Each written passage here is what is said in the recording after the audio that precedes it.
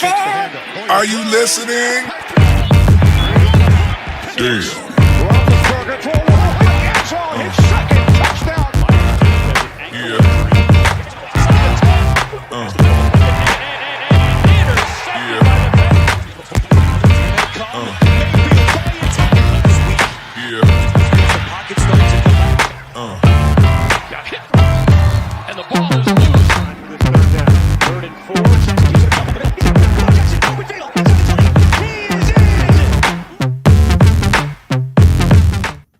Welcome to another edition of AFC. Whoa.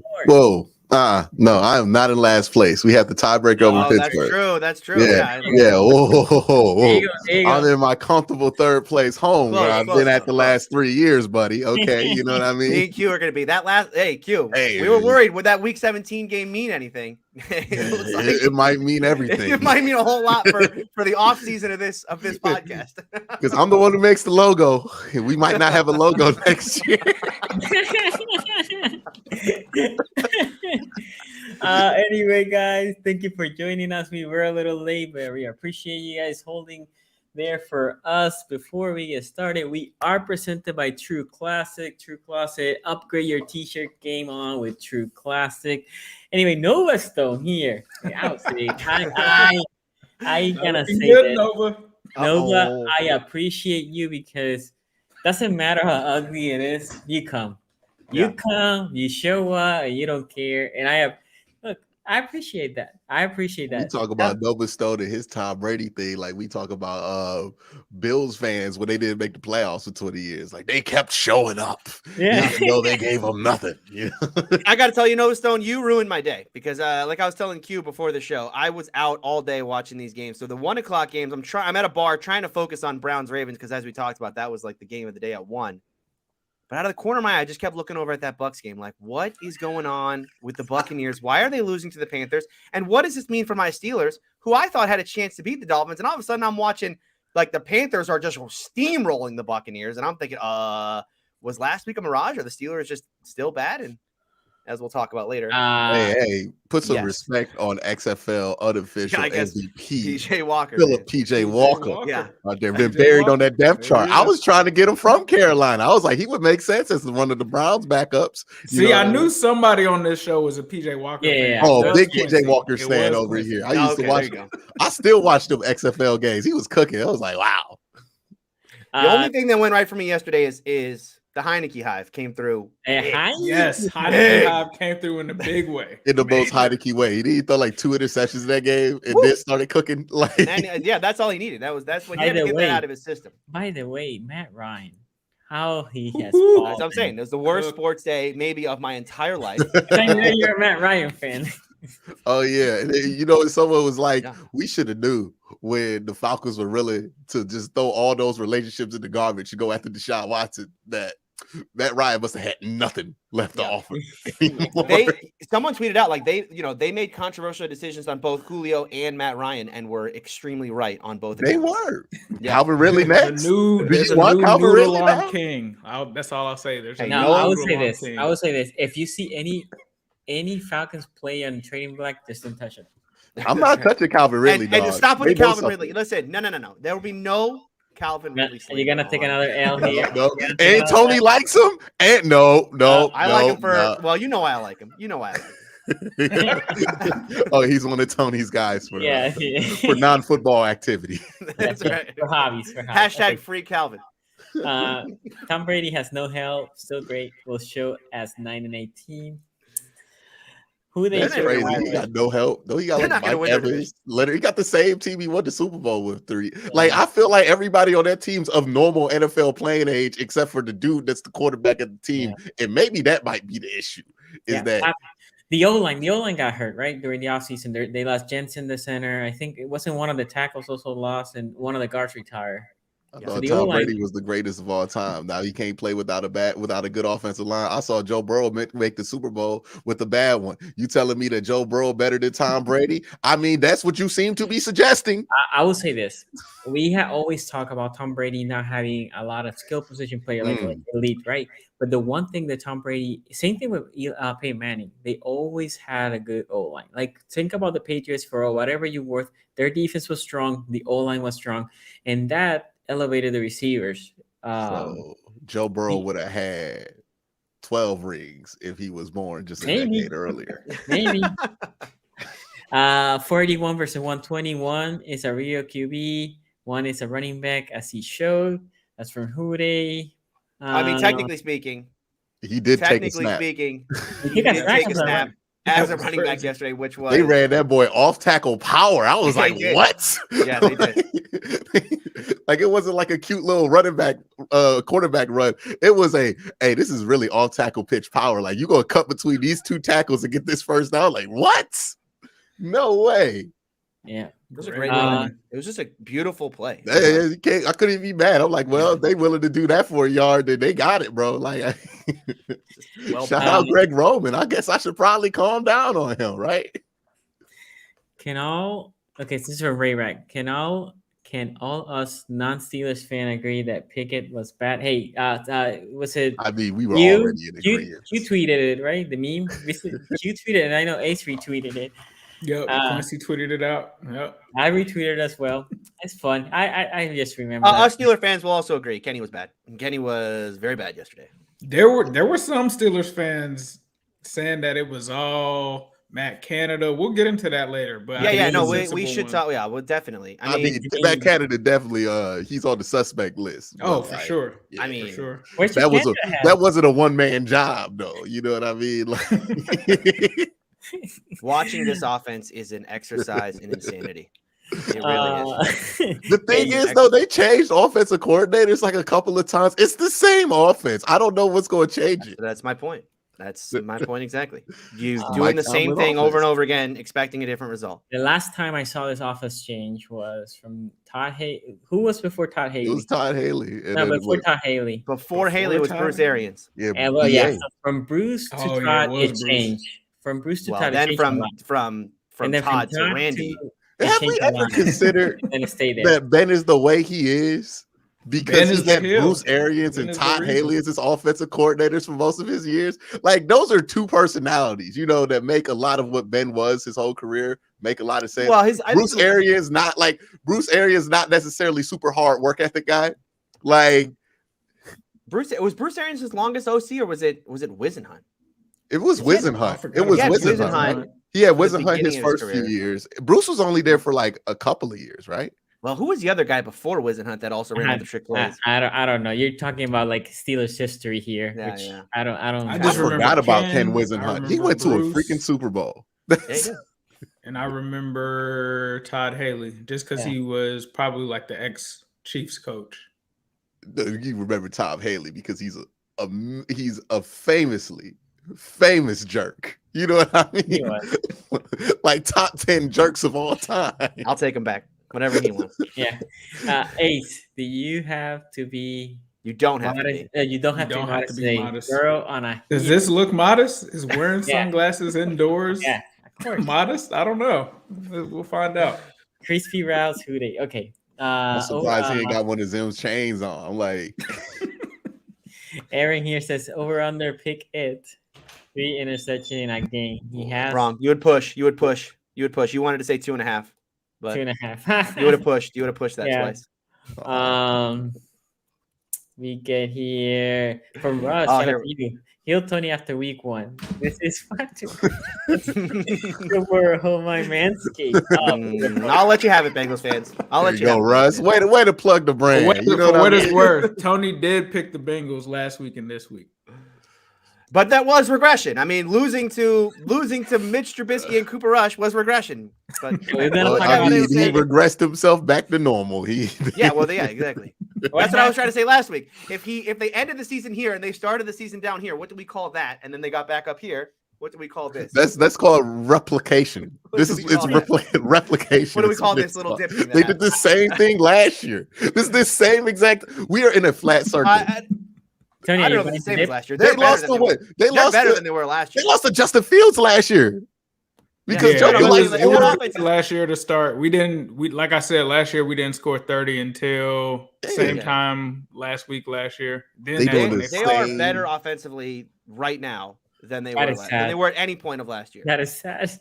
That is very sad. Okay, Tom Brady over 300 yards, 0 separations. Evan dropped a touchdown.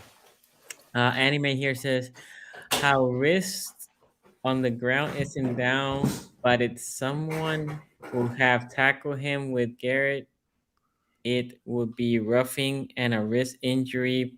Player safety. My problem isn't that if he was down or not. It was a stupid challenge. You let them punt the ball again, and then the guy corks off a 75-yard punt. Then, by the way, Donovan Peoples-Jones decides I'm going to be Willie Mays and catch this thing from behind on for whatever reason at the 3-yard line. Like that was a dumb challenge. Now it didn't end up really hurting you at the end of the day, but it was a dumb challenge. Like that was one of those like, why did you? It would have been 7 yards on a normal punt, and then you let the guy get there. You actually got pressure on the first punt attempt. It was going to be like a 50-yard punt, a normal punt. Now you got backed up into the 2-yard line. Like that was just sometimes again.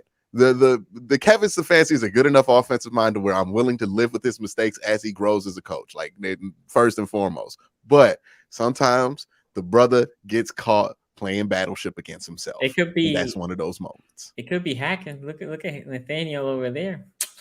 Yeah, I mean, like, yeah, we it's hard to remind yourself how much worse it can get at coach until you're reminded of how much worse it can get at coach, right? Yeah. Because you just kind of work on the baseline, and then you live a bad coach, and you're like, oh, I miss that old thing. You know what I mean? Yeah, I saw a little bit of the Denver game, and I was like, was I calling for Harbaugh to be fired? Nah, it made you rethink. You don't want to be out here. You don't want to be out here. I'm just saying. Ace, we know of the second half touchdown stats for the Bengals defense. We know they own their record now. Is this the best defense the franchise has had? Man, it's tough because I think back to the 2015 defense. I think about 2013. 2005 was just a good defense that got turnovers. They weren't necessarily like legit. They just were elite at getting turnovers that year. I think that this could be potentially the best Bengals defense that we've seen because it's not like we're a Baltimore Ravens, a Pittsburgh Steelers. Like we never were really known for defense in a weird way. Like we've always been known for our offense. So that means that the bar is somewhat low. But I do feel like this defense, yes, they do have a chance to be one of the best defenses for the Bengals in franchise history for sure. And then here, Rex says, Tom Brady ruined his marriage and family just to lose to Kissing and glorify XFL team. Watch him beat the Browns by 40. Like I just know, like by the time he plays like the Browns, like I'm like, okay, he's gonna be easy to beat, and then he's gonna decide to be Tom Brady that week. I'm just. Did you guys beat the Tampa in Pittsburgh, right, Tony? Yeah. Okay. Maybe it's just on the road, right? Maybe. I think it's crazy. Funny. I don't know. Tony, it's funny. When people were looking at the Browns' first 4 games, they're like, oh, those are so winnable. I don't know about the one against Pittsburgh. It turns out the one against Pittsburgh was the one that you absolutely 100% should have gotten regardless, right? And apparently Carolina. Those are the two Panthers, that people were. The Carolina and Pittsburgh game were the two that Browns fans were most concerned about. And it turned out that you needed to be concerned way more. And I know the Falcons did not look good last week against the Bengals, but the Bengals are just good. But it turned out that the Falcons and the Jets, much more of a threat than you thought, right? Like, okay, Jets fans, especially the Jets. Going crazy right Jets now. fans. 5-2. Oh, yeah, they're going crazy. I think it's crazy. The NFL highlighted Lamar keeps the drive alive on a 3rd and 11 in the second, and you see on film Garrett getting held. Yeah, I mean, nobody can block him, and it's not good television to watch a dude just get to the goal. Like, he just gets held all the time. Like, it happens with TJ, it happens with Aaron Donald. All the elite dudes get held all the time.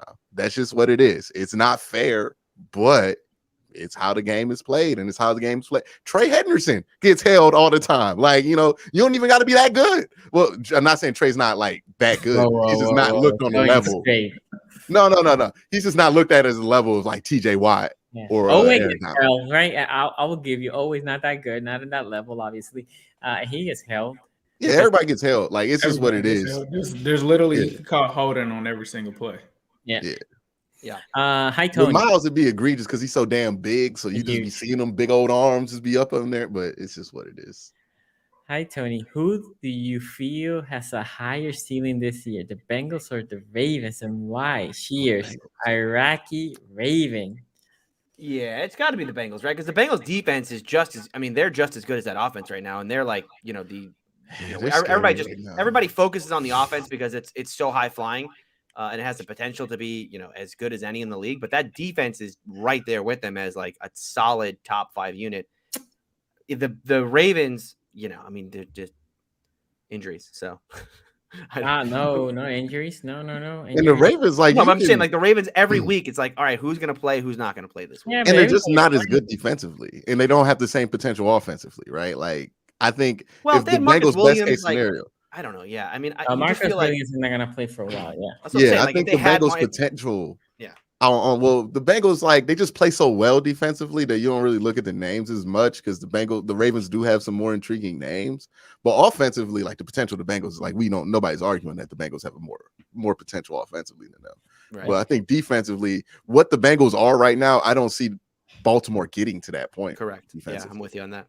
And what the Bengals did in this game, which I thought was so clutch for them, is like we talked about. Well, that run defense without Reader, without Wilson, what's going to happen? It's like, who cares? We're going to be up by 21 by the time you freaking turn the game on. So, good luck running the ball 40 times, and when you're down by 3 touchdowns. Yeah, they got up 21-0 in the first quarter. It was 28-0 through the first 4 possessions were all touchdowns. When was the last time we seen something like that, Tony?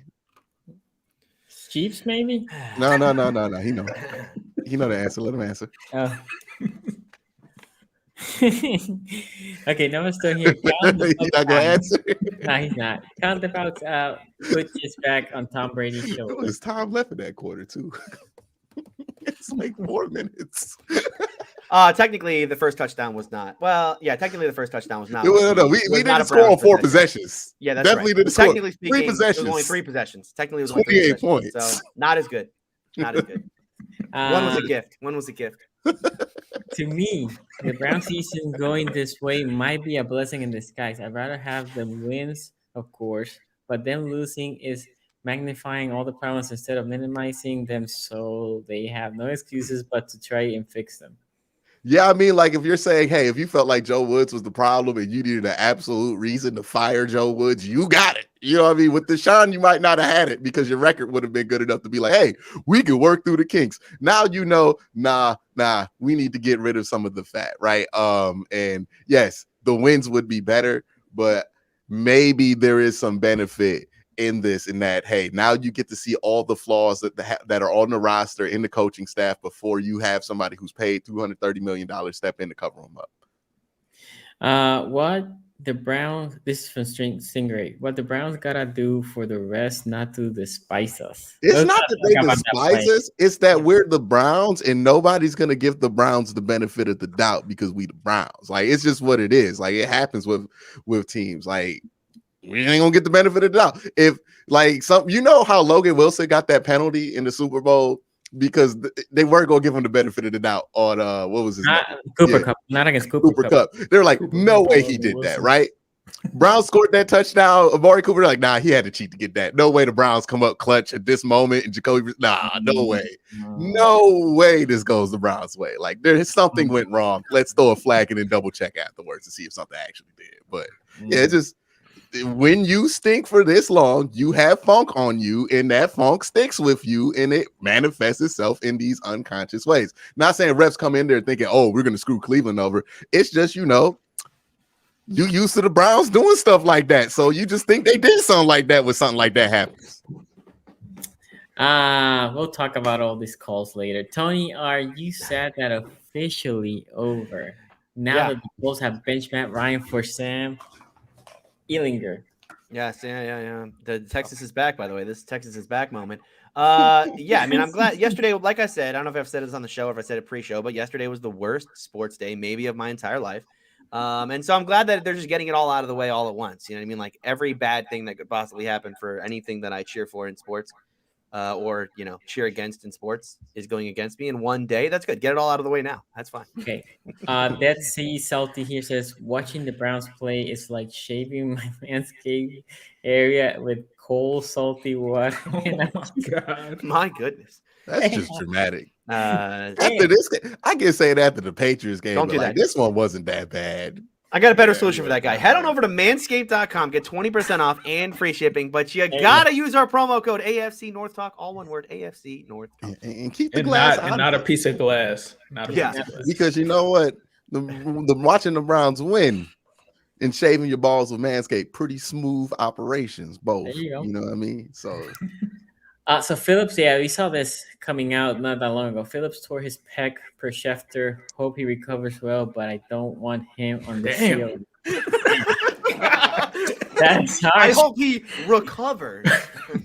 Here's all I'm saying. Up, but don't come back in. It's rough. It's rough. Because, like, when you get injured and nobody's upset about it, that's just rough. Like, I don't know what it could be like. You know what I mean? Because it's like, that does suck. He tore his pec. That's hard to come back from. Yeah. But it's like, oh, yeah, he tore his pec. Like, you know what I mean? Like, that's rough. It's like Bengals fans with the Drew Sample one, like, prayers up, but we don't want to see you back. Hopefully it's out for the season. Like, well, when the discussion is immediately, well, who gets to replace him?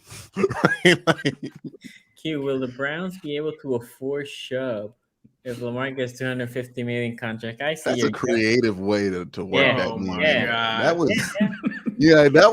That was a creative one. You got to give that's an A for effort on that one for sure. Yeah, you know what I mean? I don't agree with the premise, but the execution.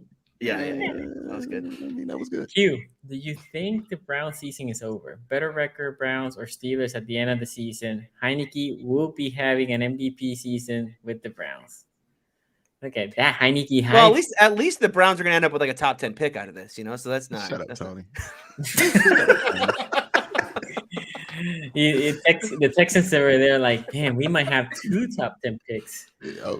Hey, to be fair, when we originally traded them the pick that gave them Deshaun Watson, they gave us the number 4 overall pick. They gave us the Denzel Ward. So I guess this is just the universe giving them reparations, right? Like, okay, y'all get that pick back. You know what I mean? Y'all gave up Deshaun Watson. Like the weird history between the Browns and Deshaun Watson has been weird. That's real prolific of me to say. But yeah, is the season over? Maybe, I don't know. I mean, it's still early. I mean, like, look, let's be real. There's more, like, yeah, maybe. I don't know. They lose to Cincinnati. Like, I'm not about to sit here and actually think they're going to make the playoffs. Like, anything else after is going to be a meme, or we're going to be like, okay, well, we're just waiting for Watson to play to see how that shakes out. Because, like, what's the minimum amount of wins that they'll need, right? It's 4, right? Because they can win 6 straight with Watson and get to 10, and 10 probably gets you in the AFC. So they need 2 more. I don't know. If they lose to Cincinnati, I think that's going to put them behind the curve on tiebreakers, and I think probably. Well, you still. I mean, again, that's why I'm saying they got to win the Cincinnati one, right? Yeah. Like if you win the Cincinnati one, that puts you in a better position if a tiebreaker breaks out at the division or if it breaks out for the wild card, to where you can have like hopes, actual hopes. Anything after that's like, well, Oakland's got to lose, and then they got to beat and like all this shit got to pop off, and at that point, you got a lottery ticket. Well, right? The thing is, you guys do play Miami, and you already played the Jets, but those are 2 teams that are gonna fight for a wild card. So But if you lose to Cincinnati, then it's like, okay, you could beat the Tampa Bay Buccaneers, but then you're probably not beating the Bills. You know what I mean? Yeah. So like that's one less AFC win, and it's also a division loss too. For the Bills game, do y'all have Deshaun back for that game, or is it without Deshaun? Oh, even if we had Deshaun. Okay, it wasn't happening. Okay. Dustin here says Falcons only average 2.7 yards per carry. Shut him down. Ray Rex here says, and now the Baker Bros have to cheer for the backup, no matter who's healthy. Yeah, I can't believe people actually think Josh Dobbs should be starting the NFL game. Like, got to give him a shot. Give him a shot. Or passionately arguing it, like Osai to I would love to Filet. see Dobbs start. That'd be great. CTB, Carter all stepped up. Yes, they did, and they definitely stepped up for sure. Joe Woods, it's me. Hi, I'm the problem. It's me. I don't even think the defense was the problem. I don't either. I thought their defense was not the issue in this game. Well. The running defense wasn't great. Well, we'll talk about it later. But I mean, it is what it is. They just stink, right? Like they were going like that last drive where they just could not let the Ravens get 5 yards per carry until like the absolute last moment where you needed to stop it to force a field goal or at least keep yourself in the game. And I think the Ravens fumbled. Yeah, on that forced a fumble. Yeah. So, okay. Yeah, but like that's just a product of them stinking, not the defensive coordinator being bad. Like it's not like the Ravens were cooking up some imaginary, like some great schemes to get the ball 5 yards. They were just running halfback power up the middle. Like can't stop it because our tackles suck.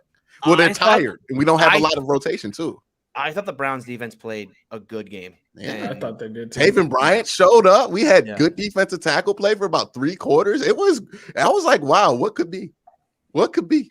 Yeah. If we just invested just a little bit more, just a couple more bodies. So Harbaugh should be a lawyer. Yell at the jury. Innocent verdict 100%.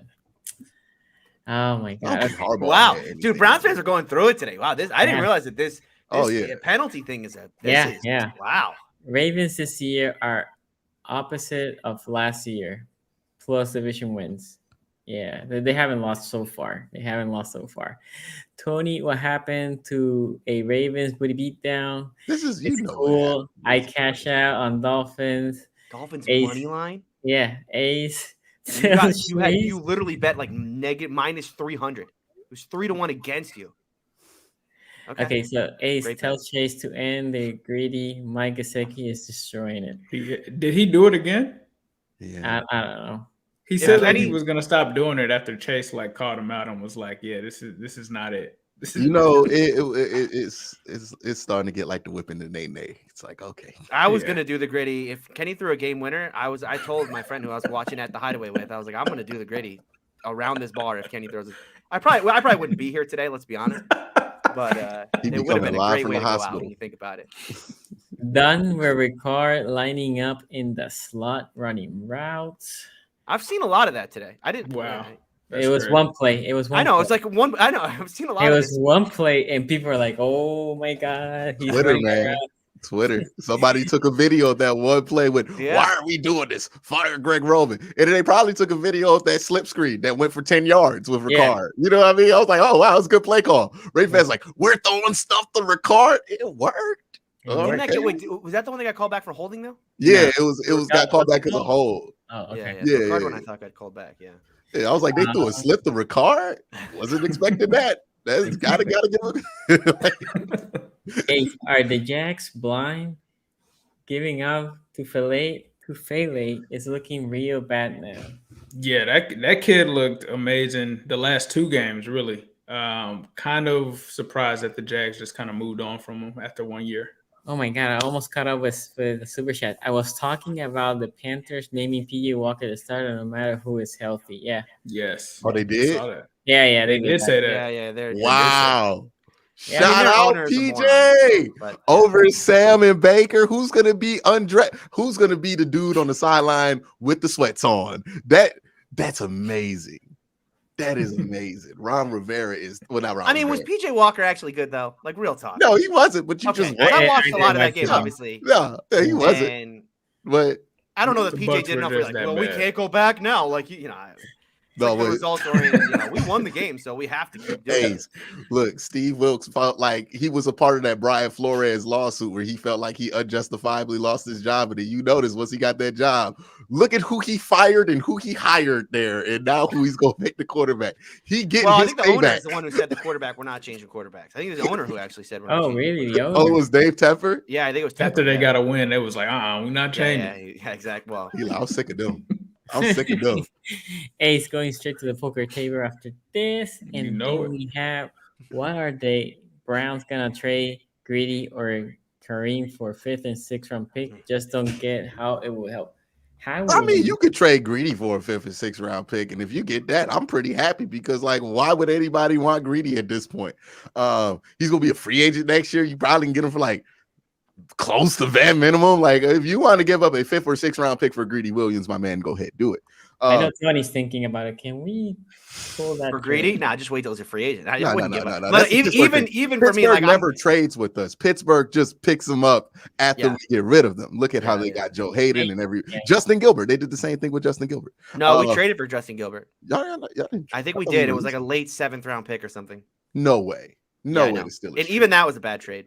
But I felt like y'all traded Landry Jones or something like that. But best backup quarterback Steelers ever had? No way. But Kareem Hunt, gonna be honest with you.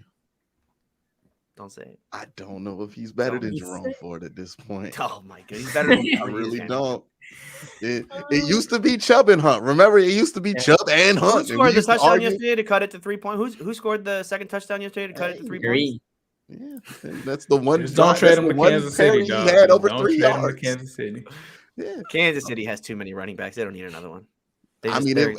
I feel like it would be closer than like when Le'Veon went there. Well, nah. It's not gonna be that bad. No, it won't be that bad. My goodness. Yeah, no. But he although Le'Veon can box. I mean, not to totally derail, but I don't know if you guys saw that. Le'Veon. Oh, did he have that boxing match? I haven't seen it. Knocked him that out. Makes sense. He was always a patient runner. He seemed like a good guy, a good dude that'd be a good boxer. Exactly. You know what I mean? Okay, and with that, we're catch up. Since we're gonna go with the first game, which is the Bengals. But Tony, do you want to play some Bills before that?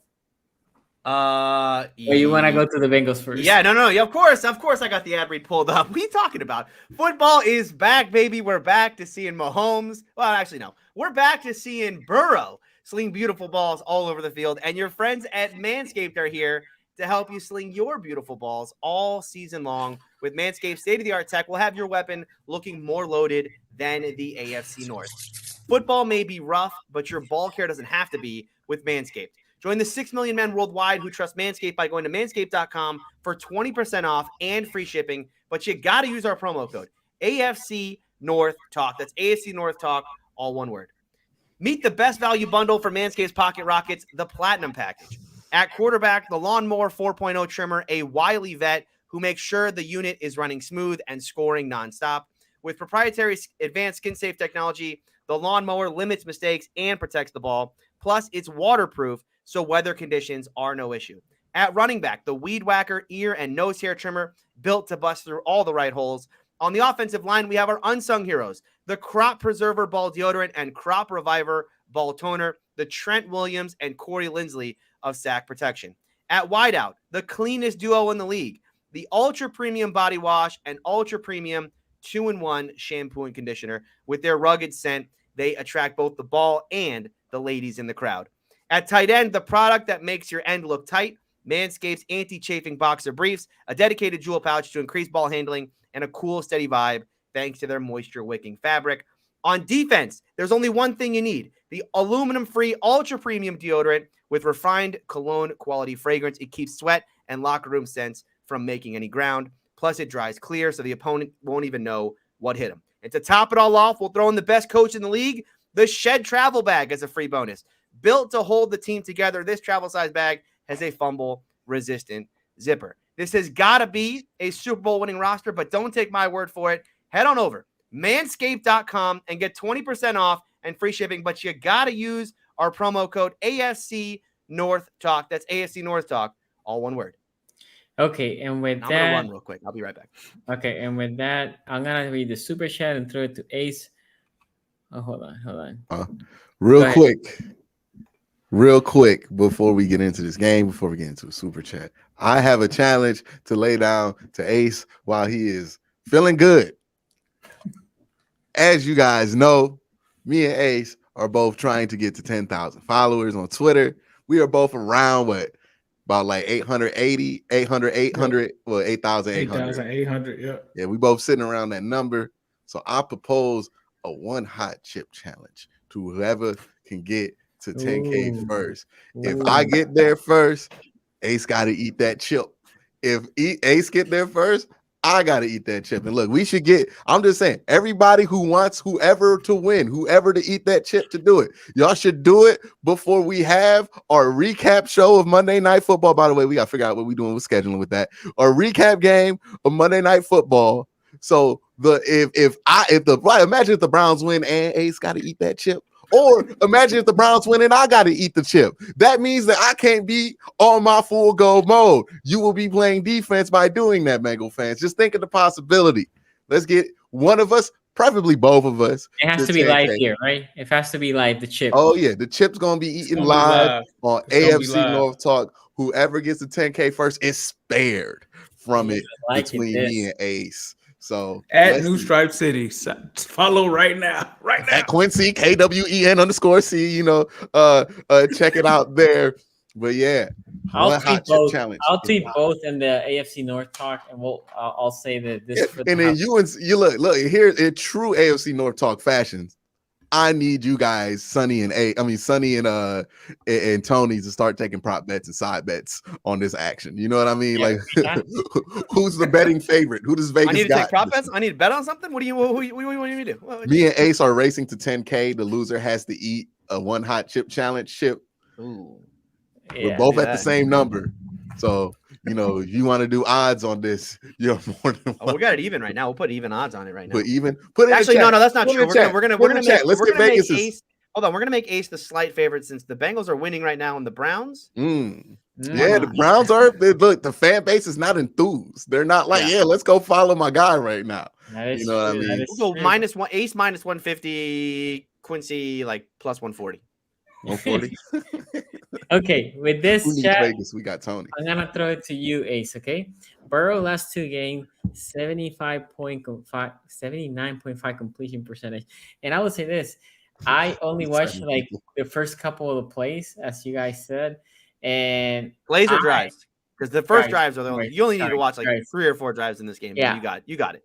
I said before on a preview. I said like Bengals are gonna win comfortable. I did not predict a booty beat them because I do have respect here for Ace. I wouldn't do that to anybody here. But saying that, I got flagged like, oh, you're disrespecting Atlanta. This is the Atlanta team that I thought it was. So, Ace, what do you saw in this game? He's back, baby. He's back. Joe Shiesty is back. This game, bro. I mean, this was much needed. We saw them get off to a good start last week. They kind of got their mojo back in New Orleans, right? And so this was a game where they had to come out, and I think they executed exactly what you wanted to do against Atlanta, because this was a team that could run the ball, top in the NFL. We're without DJ Reader, without Logan Wilson. We just let the Saints last week run for like 200 on us. We needed to get out of this with a win, and the best way was to put pressure on them. The one thing that I've been saying ever since, and I believe I still have to wait until the All-22 comes out. I hate that it doesn't come out by the time that we do this show. But I really want to look at that Tyler Boyd play, because I've been saying all season when they've been running this Tampa 2 or this cover 2 bunch or whatever it is, that the seams are wide open. I'm like, They're running wide open down in the seams. And it seemed like they finally hit Boyd on this one. The funny thing was, I actually put that Tyler Boyd jersey on that morning. I don't know if I'm going to wash it after that game that he just had. I don't think that's going to happen. I literally just happened to have that exact jersey on. The offense got rolling. You guys know I'm all about the Migos. The Migos in this game, they just were not getting beaten in this one. As soon as AJ Terrell, me and Quincy said something in the DM, I was like, yeah, I think Terrell is going to start pulling that hamstring. I think he's going to get up out of there. I looked over at my iPad and I saw like, no. That literally ended up happening. And as soon as that happened, it was just over. I've seen a lot of people talking about, we had practice squad players in. That's fine. But to have 82% completion percentage is insane with 481 yards. And the crazy thing is, now that the Falcons fans are saying that, I'm mad that we showed mercy on you guys. We could have put up 42. Joe could have went for 500. We literally stopped on your doorstep and didn't put another touchdown on you. But it's fine. But the thing that isn't lost on me, though, you can talk about, you didn't have your corners and all of that. What happened to the run game? Because our defense completely shut it down. In the first half, I was worried because they had about 80 yards. I'm like, all right, man, this run game is getting going. They had a whole bunch of points at the end where, we talk about the return. We talk about them getting that quick 10 points out of nowhere, where a game was 28-7. Then it was 28-17 out of nowhere. But they shut the run down, bro. Like J2 that kid, I kept seeing him every single time come off of whoever was blocking him and tackling one of those running backs in the backfield. I mean, they only let up about like 25 rushing yards in the second half. And this was a Falcons team that did still run the ball. Even though they were down 21-0 or whatever, they still were like, nah, we still going to run the ball. And so for me, I love what this defense did. Eli Apple, he had a bad play this game. It finally caught up with him. He ends up giving up the touchdown right before the half, right? And immediately they benched him. It looked to me like they benched him. A lot of people are trying to tread lightly around that. I don't think we saw Eli Apple after that. And Cam Taylor-Britt, he was a second-round pick. He has been hurt. They finally worked him back in, but that was pretty quick to just throw Cam Taylor-Britt in there. It was just like, nah, we done seen one Eli play, and that is all they needed to see. That was a short leash. That was a short leash, bro. I was just like, goodness, it wasn't, okay, just one, all right. But, hey, you got to get that kid the reps and everything, so I love what I saw there. Defensively, love what I saw from the defensive line. Joseph Osai, we've been talking about him all offseason, right? Finally gets his first sack of the season on a big play. I saw something, I think it was Joe Goodberry that tweeted it. It was something about Next Gen Stats average closeness or location to the quarterback. This dude was like 2.5 seconds, literally every single play that he was in. He didn't play many snaps. I think it was about 15. He was that close to the quarterback every single time. Osai is a guy that definitely can do some things, but I think the J2 kid did his thing. Cheeto was Cheeto. Seeing this dude stop Kyle Pitts at the 1-yard line was crazy, bro. That was an insane play by him. Defense came to play. Offense, like we said, the Migos did their thing. We've been talking about Hayden Hurst a lot of this offseason. This is why. Why don't you go and check CJ Uzama's numbers? Not really doing anything, right? Yeah, not really a big loss for the Bengals. Yeah, exactly, because Hayden Hurst is definitely miles better than CJ Uzama. Now, I'm not saying that he's in the Mark Andrews neighborhood or even the David Njoku neighborhood. Good. He's not in that neighborhood, but he is not in the same zip code or on the same street as CJ Uzama. He is way better than him. So I thought we got a lot of opportunities from him in this game. Mixon, they didn't really need to run in this game. Like the run just wasn't, they didn't need it. They just stayed in like pretty much empty the entire time. So for me, I thought that this is what the Bengals offense is. This is how they dictate some things, and they got out of here with a victory.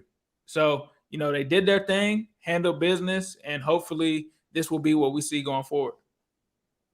Tony. Why you got to go me next? Why? What's that about? You want me to talk about you want to talk about Joey regression? Yeah, yeah, this game sucked. As a Joey regression guy, I'll say that this one felt real bad from the word go. Everything I've criticized the Bengals for, you can't criticize them in this one. I've talked a lot about, all right, they get a lot of big plays, but drive to drive. I mean, it's not just about, you can't just we get big plays and then just all crap. I've talked a lot about the drive success rate statistic, right? Which is drive success rate is the percentage of drives that you either get a first down or a touchdown, right? It's essentially a measurement of percentage of 3-and-out drives. Do you know what the drive success rate for the Bengals was in this game? 100%. So that's pretty good. That's pretty good. Yeah, the Bengals are. This is dangerous. This is dangerous. I put out a tweet yesterday. I did my top 5 list because there are no good teams in the NFL right now. There are 2, maybe 3. And Bengals fans got mad because I didn't put them in there yet. And look, Bengals fans, I do have a policy right now. If you lost to Mitch Trubisky, it's going to be hard for me to put you in my top 5 yet. But yeah, I mean, as someone who's been like, no, this Bengals team regression. That regression lasted about 4 or 5 weeks, and if it continues like this, we got a third contender in the A. It's not going to be a Bills Chiefs AFC Championship game. We got a third contender potentially in that because it's not just the offense. I mean, again, we got to go back to this defense. And by the way, Ace, you were saying at the end of the first half that you felt like this game was like, oh no, it's a little close, and what the hell's going on? I'll tell you, I never felt like that watching this one because the Falcon, like the way the Falcons were scoring in this one is how I felt about the Bengals last year. I was like, this, you just can't, it's just not like, yeah, they had a nice punt return that gave them like a free field goal. They had a long 75-yard, but that just is out of thin air on a play-to-play basis. Were the Falcons actually moving the ball? No, right? So it never really felt like that was going to continue to be real, and it didn't in the second half. But this Bengals defense, like I keep saying, it's the most underrated part of this team right now. That they are playing at a very high level, and they're doing so even as they keep losing what we consider major pieces, right? I mean, we consider DJ Reader like an integral part of that run defense, and same can be said for Logan Wilson at that in that front seven. Those guys are gone now, and you're not seeing a discernible drop in this defensive play. So, yeah, obviously, look, I'm not ready to say the Bengals are all the way back yet because level of opponent stuff, but you can only play who's in front of you. The Bengals do have a tough schedule coming up. They have like a 4-game stretch now of easier games, but then that back half of the schedule will let us know exactly like, all right, is this team going to compete, or are they going to be an also ran? It looks right now like they continue on this stretch. We're talking about this team in January again. Cute. What a fun day of football yesterday. What a fun day. Yeah, Bengals is back, man. Yeah, they are. We've been trying to be like, oh, well, maybe they're not back, right? Because it would be great not to have. Nah, they're back. They are back. They are back. And they are not just back. They are better than ever. Well, it's been a fun season. No, Damn. Yeah. No, they're back, though. They're back. Is this when Q and I resigned from the show because we just can't do this for another? Dog, we ain't even played the Bengals yet. You know what I mean? Like, you got them in the regression period. I'm getting them right when they hot. Like, what do you mean? That's true. That's true, actually. On Monday Night Football? Come on, though. I know. I'm hoping for the best. Is but it in I'm Cleveland? also Is it in Cleveland? Yeah. Yeah, Okay. it's in Cleveland. I would feel better if it was in Cincinnati, if you know. But like, that's just, they back, man. They back. Offense looked great. Defense looked great. The inefficiencies that I was working, nope, not there. So like, what the running game was working like that. Everything that I've been like, yo, these are the things that are gonna hold the Bengals back. They got real problems. They were like, oh no, bro, we good. We fixed that. Yeah, we downloaded the patch. We good. Huh? Yeah. No way. Then you play the game, you're like, no, that's a smooth 60. Yeah, they a smooth 60 out there. Just smooth out there, just buttery, no hiccups. Oh, that's what it is. Yeah, they're really good. The defense, people ain't been talking about it. It's been a really good defense. Now they got a really good offense. That sounds like the Reese Cup from hell. What hit me was they've struggled so much against cover 2, and it's like, well, they could just hit a cover 2 hole shot to Jamar. Like, that doesn't seem like that hard to do. And then when he did, he and Burrow put it in there perfectly in between, like, Chase stacks the underneath defender and then gets it there before the safety can get over. We wanted the Bengals to be bad so bad that we convinced ourselves that the problem with them was that they could not beat cover 2. We should have been like, oh my God, the only thing holding them back is they can't beat cover 2. Like, if they figure that out, what's next? Nothing. Yeah, they're good. They're good. And I feel like they about to ruin this whole, like, everybody wants it to be this reminds me of like when LeBron and Kobe were both like kind of in their primes, and we wanted that Lakers Cavs finals so bad, or Lakers Heat. And then every year some other team got up and just ruined it. I feel like they want that Mahomes and Josh Allen, but here come the goddamn Bengals about to sneak up in there and mess it up for all the TV networks. And they gonna hate on y'all for that. But yeah, they good though. Like, I don't know what else. They got a nice thing going there. Do I think Zach Taylor's a good coach? No. Do I think it matters? No, like, it just don't anymore.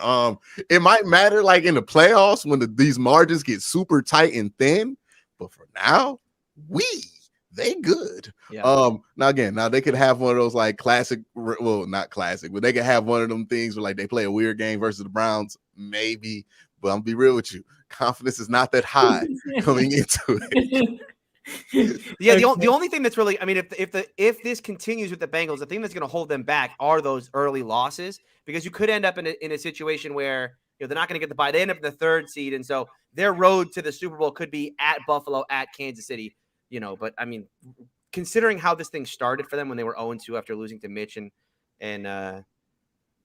Cooper Rush, I think Bengals fans would tell you, like, I think we'll take our chances with on the road to KC and on the road to depending Buffalo. on, that's what I learned last year. Depending on how that seeding falls, like last year, us being, I think, the 4th seed, we evaded having to play both Kansas City and Buffalo. So if we can find ourselves in a similar situation where we only have to play one of those teams, I'm with it. Yeah. Or let them play both of each other in a divisional round. Like, that's how you got to do it, dog. You got to let. Well, they're going to end up being 1-2. I think it's going to be impossible. They're going to end up being 1-2, unless something crazy happens. Unless the Bengals just go 20-19 Ravens on us and just don't lose a game for the rest of the season, which is definitely a possibility. Okay, so like, Bell is boxing former kickboxer and UFC fighter Urias Hall. That one is gone. I don't know. More legit than Jake Paul. Yeah, who has knocked many people into the shadow realm. He broke a guy's jaw with a spinning heel. It's easy when you fight another football player. It's not so easy when you fight another professional fighter. Uriah Hall, if you ever watched the Ultimate Fighter season that he was on, he can knock you out cold. So, that'll be an interesting fight because, like you're saying, Ace, it's one thing to knock out Adrian Peterson. It's another thing when you're going up against a trained fighter.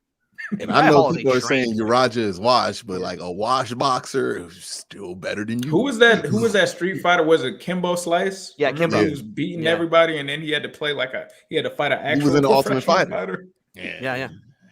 Hey, he lost in strike. Yeah, he lost in Strike Force too. Look, I mean, I don't know why we don't have these expectations for fights that we do for everything else, but like in reality, it's like, of course, someone you fight on the street ain't gonna be as good as somebody who's fought professionally. If you hoop with somebody at the park, you're not thinking they could go one-on-one with LeBron James. No way, right? But we have this expectation for a fight. They're like, no, he could take him. No, he can't. Okay. Yeah.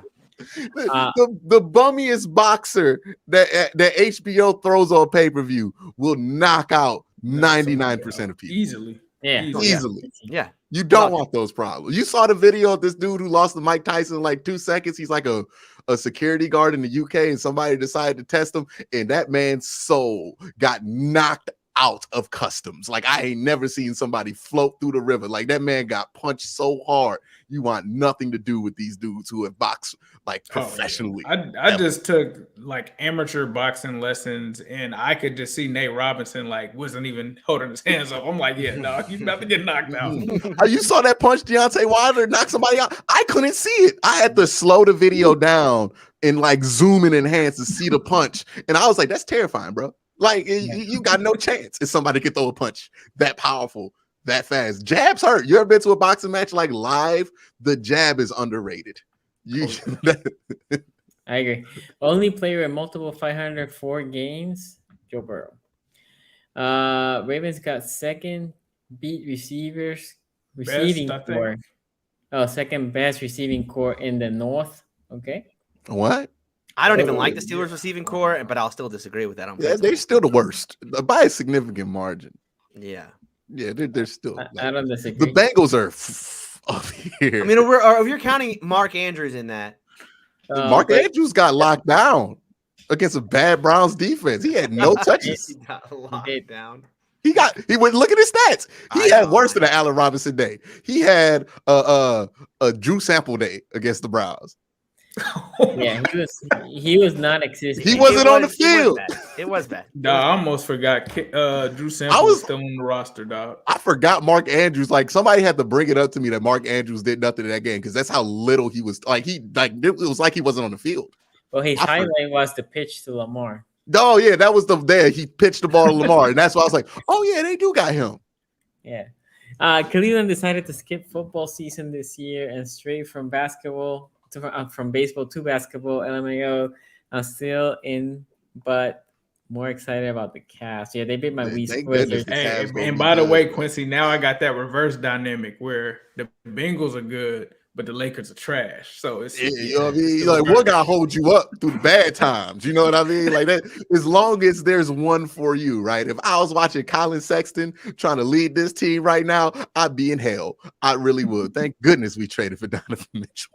Yeah, the West. Yeah, they beat my West last night. Oversleeping when the Bengals play has been dangerous for me. Playoffs lost to the Colts, Joey B injury, lost to the Jets last year, but this time. Gotta take accountability. I'm gonna send this guy some sleeping pills. Hey, bro, sleep in is long. Hey, what we gotta do to make him oversleep a Monday Night Football game? Bengals been 2-0 since I've been single. Just saying. Wow, well, we need to find this man a mate. Yeah, exactly. Get my DMs. Gonna have to get this brother a girlfriend. Oh, boy, I don't know. Hey, whatever you're interested in, we gonna find something for you. Everyone keeps talking about extending Barrow, T, and Chase, but an extension for Awuzie keeps getting overlooked. Thoughts? Will we resign Cheeto? Their Cheeto price is going up, dog. I don't know. Like, he's a free agent after this year. We got him on how long is his deal? I think his deal was 4 years, and that was 2 seasons ago. So he's got 2 left. Yeah, time. You guys, listen. That's tomorrow. That price is going up, though. It's not going to be a bargain. I think we paid for him and Eli Apple essentially what William Jackson III got in Washington. Yeah, he's being a bust over there. Anyway, AP knows jabs hurt. Shout out to Le'Veon. First time I saw a professional jab up close was like, you know what? I need to start being more peaceful. You never know who you could run into. Okay.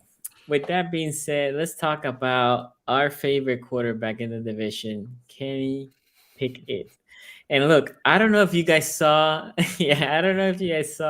Tomlin's post game. I was watching it, and Tomlin looked like a guy that he was like, you see, this is why I want just a game manager. Like this BS of throwing picks, right? Like he looked so pissed about the pick. I'll disagree with you because when asked about him, he didn't say anything about turnovers. Usually when he gets pissed about turnovers, he'll say like, we got to, we got to handle the ball. He knows better. It's a rookie QB. I don't think he would throw it. He won't do. What was the guy, the Rivera that he did with our quarterback is a problem. He won't. No, but Tomlin has a much Tomlin's not going to say Kenny Pickett's the reason why we lost this football game, right? But like Tomlin will do the whole when he wants to send a message, especially when it comes to turnover, he will say ball security is an issue, right? Will he do it? That's his go-to line. He did send the message to the defense saying we need to pick those balls that we're dropping. That analysis. See, this is where Tomlin drives me up a freaking wall with this stuff. Because the analysis of this game, which he said himself. This is a Tomlin quote. Oh, man. They caught the interceptions and we didn't, and that was the difference in the game. Okay, Tomlin. Yeah, I guess that's it. Yeah, I guess nothing else you could have done. What is word? I do agree with Quincy. Tua might have thrown about 10 interceptable balls in this game. He might have. But the thing is, Kenny did throw 2, right? He should have thrown 10 interceptions in that game. 2 is not good, but Kenny threw the 2. That counted. You know what I mean? It's rough. But that's not the difference in the game, right? The problem with the Steelers right now is that they have an offense that should be. This should be against the Geneva Convention. Okay, it is actual torture as a fan of the team to have to watch. Why you didn't put Trubisky?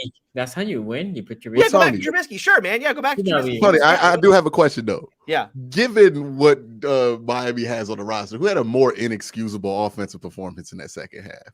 Oh, the Dolphins had a way more inexcusable. Well, I'll give credit to Tomlin and company for keeping a lid on things in the second half defensively. But yeah, no, the weapons that what the Dolphins can throw at you, it was shocking. That after that first quarter, where it looked like the Dolphins were ready to put up 50 on the Steelers, and then they end up scoring 16 total. Yeah, man.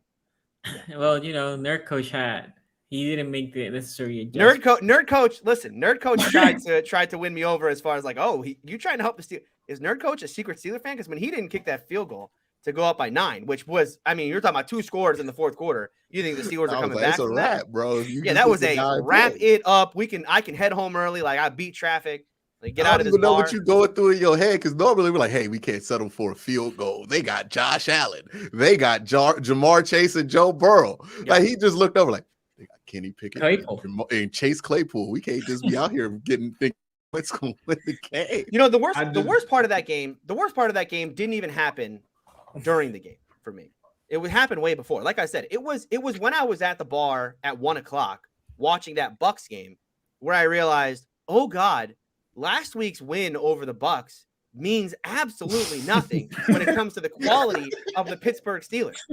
I've already pre-committed at this point at 1:00 that I'm going to be watching the Steelers at Hideaway. This is an Orlando Dolphins bar that is insane. I was told multiple times on my way walking up to the bar, you should not go there as a Steeler fan, and yet I did. And so, like, watching the Bucs game and realizing, oh, the Bucs are just bad, and the Steelers just ended up beating a really, really bad Bucs team last week. This doesn't mean anything for the Steelers.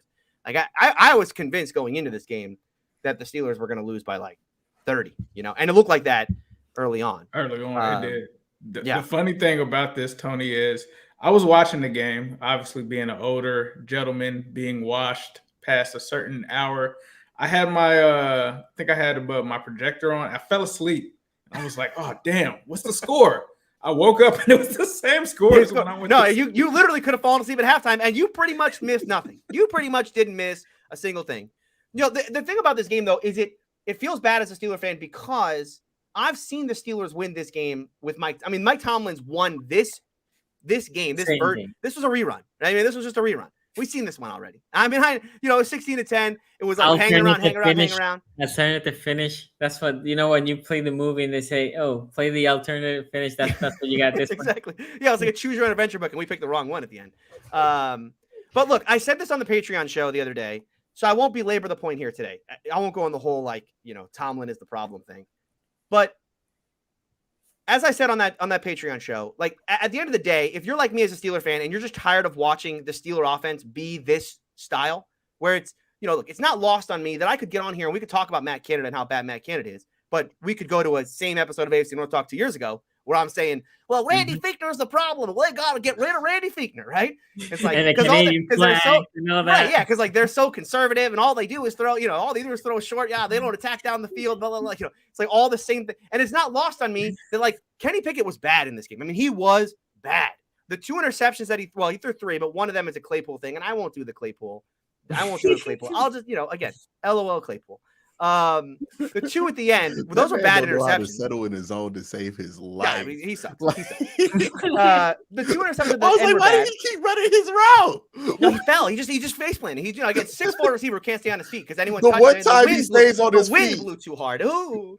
Anyway, I said I wasn't going to do it. It was like the one time he stayed on his feet. He was like, "Let me go carry out this crosser while my quarterback's running the opposite way." Like, not doing a Claypool rant. Not doing a Claypool rant. No, but okay. So the 2 interceptions that Kenny threw were bad, right? I mean, the first one I think is actually worse than the second one because the first one, like I felt that, like I felt what Kenny that play was 3rd and 1. They convert on 3rd and 1. They get called for illegal shift. So now it's 3rd and 6.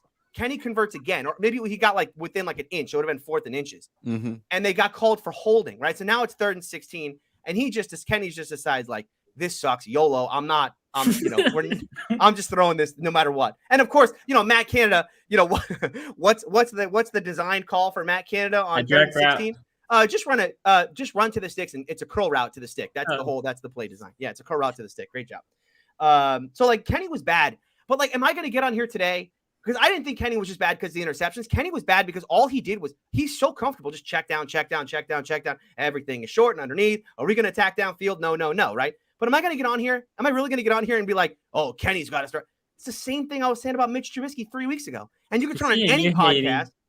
You can turn on any podcast that I did last year about Ben when we're like, you know, Ben's washed and Ben doesn't want to throw down the field anymore and yada, yada, yada, right? All right, let me show you something because I put together some numbers on this because I wanted to look to see, okay, who or how bad has it gotten when it comes to quarterback play in Pittsburgh? You guys see this? Yep. Player A, player B, player C, right? I put these numbers together. So player A has a 68% completion percentage. Player B, 60%. Player C, 63%. So all within the same realm. Yardage-wise, they're all the same, right? 6.1 yards per attempt, 6.2, 6.1. EPA per play, they're all almost identical, right? They're all like negative 0.04, which is just below average, right? A little below average. All of these quarterbacks. You know who these 4 quarterbacks? You know who these 3 players are? Awesome. Player A Big Ben is Kenny Pickett. Oh, okay. In the 3 games he's played thus far. Player B is Mitch Trubisky in the 4 games he's played thus far. And Ben Roethlisberger is player C in the first 4 games in Matt Canada's offense. So again, am I going to get on here and be like, well, Kenny Pickett this is the same.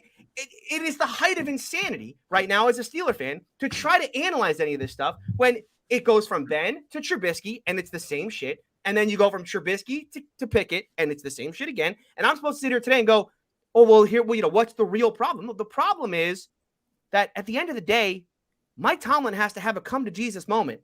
And he's got to figure out, do I want to be super conservative offense? Do I want to run an offense that's only going to want to check everything down? That's going to run everything just through little, dink and dunk. And we're happy to run they ran the flip play on 2nd and 7. If I was at home, luckily I was at a bar. If I was at home, I'd turn the game off at that point. 2nd and 7, they were on the flip play. That's it. I'm out. I am OUT out. I can never turn the TV, man.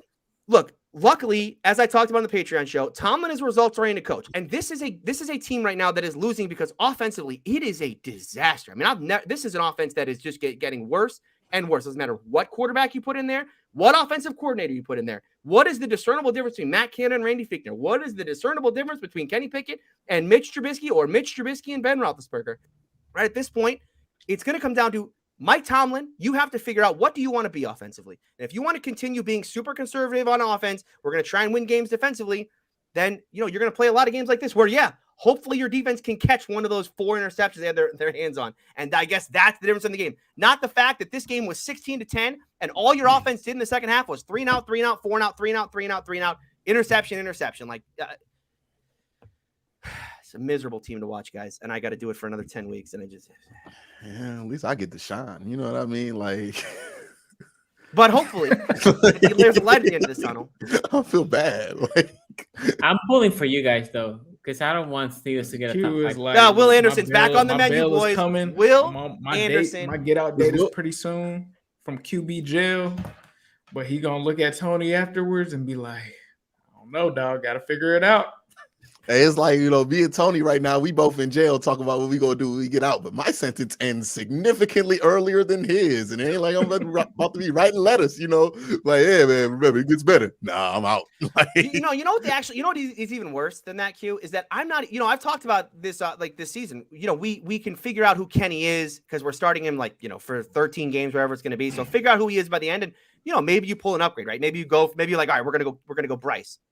But and I'm not the first Steeler fan to say this, so it's not like my original thought. But in a Matt Canada offense, are we really able to grade how good Kenny Pickett is when all we're asking him to do is just check down, doing the same crap that Mitch and Ben did? Like, are we really going to get a great look at the end of the year of like, how good is Kenny Pickett for real? I don't fucking know. All you ask him to do is like throw a 3-yard slant route, throw a check down to the running back on 3rd and 6, and hope he can get 6 yards when he's got an extra 3 to get. Like. That's the problem. That's the problem with why you don't why people had issues with taking the quarterback that you didn't, if you weren't fully falling in love with them to the point where you're willing to trade up for them, is you kind of have to have that belief going into it, right? You can't go in thinking, hey, we'll just give him something easy, see if he could do that. Like, you got to be able to think that, hey, we think that he's going to be that guy. And if you're in the position of where, it would be the most Steeler thing. Well, it wouldn't be Steeler, but it would be kind of funny after drafting the old quarterback if they go, let's get Hendon Hooker.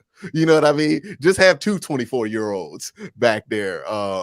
But it is something to look at, because it's like, really, like, even if we're comparing this last year, what are the odds that CJ Stroud or Bryce Young become good quarterbacks in the NFL versus the odds that Kenny Pickett becomes better than those two?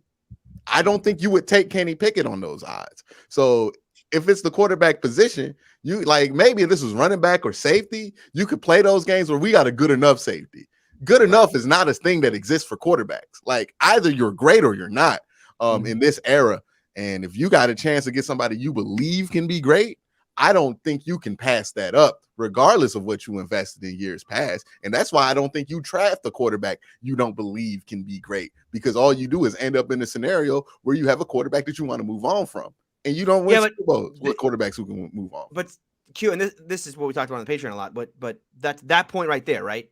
You got to take a quarterback who you think could be great. But at the end of the day, that was my biggest issue with Kenny, right? Is like, you're taking a guy in Derek Carr because that's all you aspire to be offensively. Is we don't need to be a high-powered, explosive offense, right? I just need an offense that's not going to lose me games. Just go out there, do your thing, but don't do anything that's going to lose me the game because my defense is going to win it for us. So my question is that a problem with the front office? That's what they're trying to get out the quarterback position. Like, I think all of these things, like, I think even with Matt Canada, I think Matt Canada is the offensive coordinator that he is, but he's in that position of power because of a bigger issue that exists with the Steelers organization, correct, which is the complete conservative nature of how they want to play offensively. And is that a Mike Tomlin thing? Is that an Omar Khan thing? Or is that a Rooney thing? Like, that's where that thing got to get figured out. Like, God, it better not be a Rooney thing. Yeah. Like, it can't where's be the cog in that, right? Like, where is the mandate coming from? Like, hey, this is how we got to play. It can't be the GM. It can't be them, because why would you want to run that style of offense and then take George Pickens in the second round and Calvin Austin in the fourth, right? Like, it doesn't make any sense to be like, we're going to be super conservative and then have George Pickens. I do have a question for you, Tony. Yeah. I know the O-line has been playing better, but I wonder if this is a non-confidence in the O-line that's been like this for a couple of years now. And their solution, or at least Tomlin's solution, is we just going to throw it quick. We're going to protect the quarterback. No fumbles. We're just going to throw it hot, safe completions. And was it even that quick though? I mean, I haven't looked at the numbers. I don't think it's certainly not like quickest in the league anymore by far. No. It's not the quickest in the league, but what I'm saying is being not having the greatest O-line, right? Because the Steelers before, remember when Pouncey was there and then they had a very strong O-line. We're talking about 4 years at least ago. And then when the O-line started getting deteriorated, I feel like the Steelers then was like short, quick. Right. And I wonder if that turned how the Steelers basically got programmed and said, let's be safe, let's be quick, let's protect the quarterback. Because if we hold the ball long enough, then that's going to be a strip fumble, right? And now now my defense, even if they're great, they're against the back, right? So I wonder if that is more... I hope you're right about that. I hope it is just like hey, we don't believe in our offensive line, and that's why we're doing this, right? It's not a philosophical thing about conservative play calling, just like that as a foundation of the offense, but it's more of of the moment. We're still in the process of rebuilding our offensive line, and this is who we have to be. I hope so. I'm looking up the numbers right now. Kenny Pickett is 25th in time to throw. So slow. Yeah, Ben's issues were the Ben stuff was kind of like that was just like part of the design was Ben just gonna get, and that's part of Ben too, right? Where we were joking about like it don't matter who the offensive coordinator is, Ben's the offensive coordinator, he gonna do what he wants. That's why the ball got rid of. I don't think that was the edict, but I do think like how they like the plays that they call on third down, like this stuff, like you that mean mesh? does. You mean mesh? You're talking about mesh. Like that turned out to not just be a Ben thing, right? No. Like that just turned out to be what they wanted to do.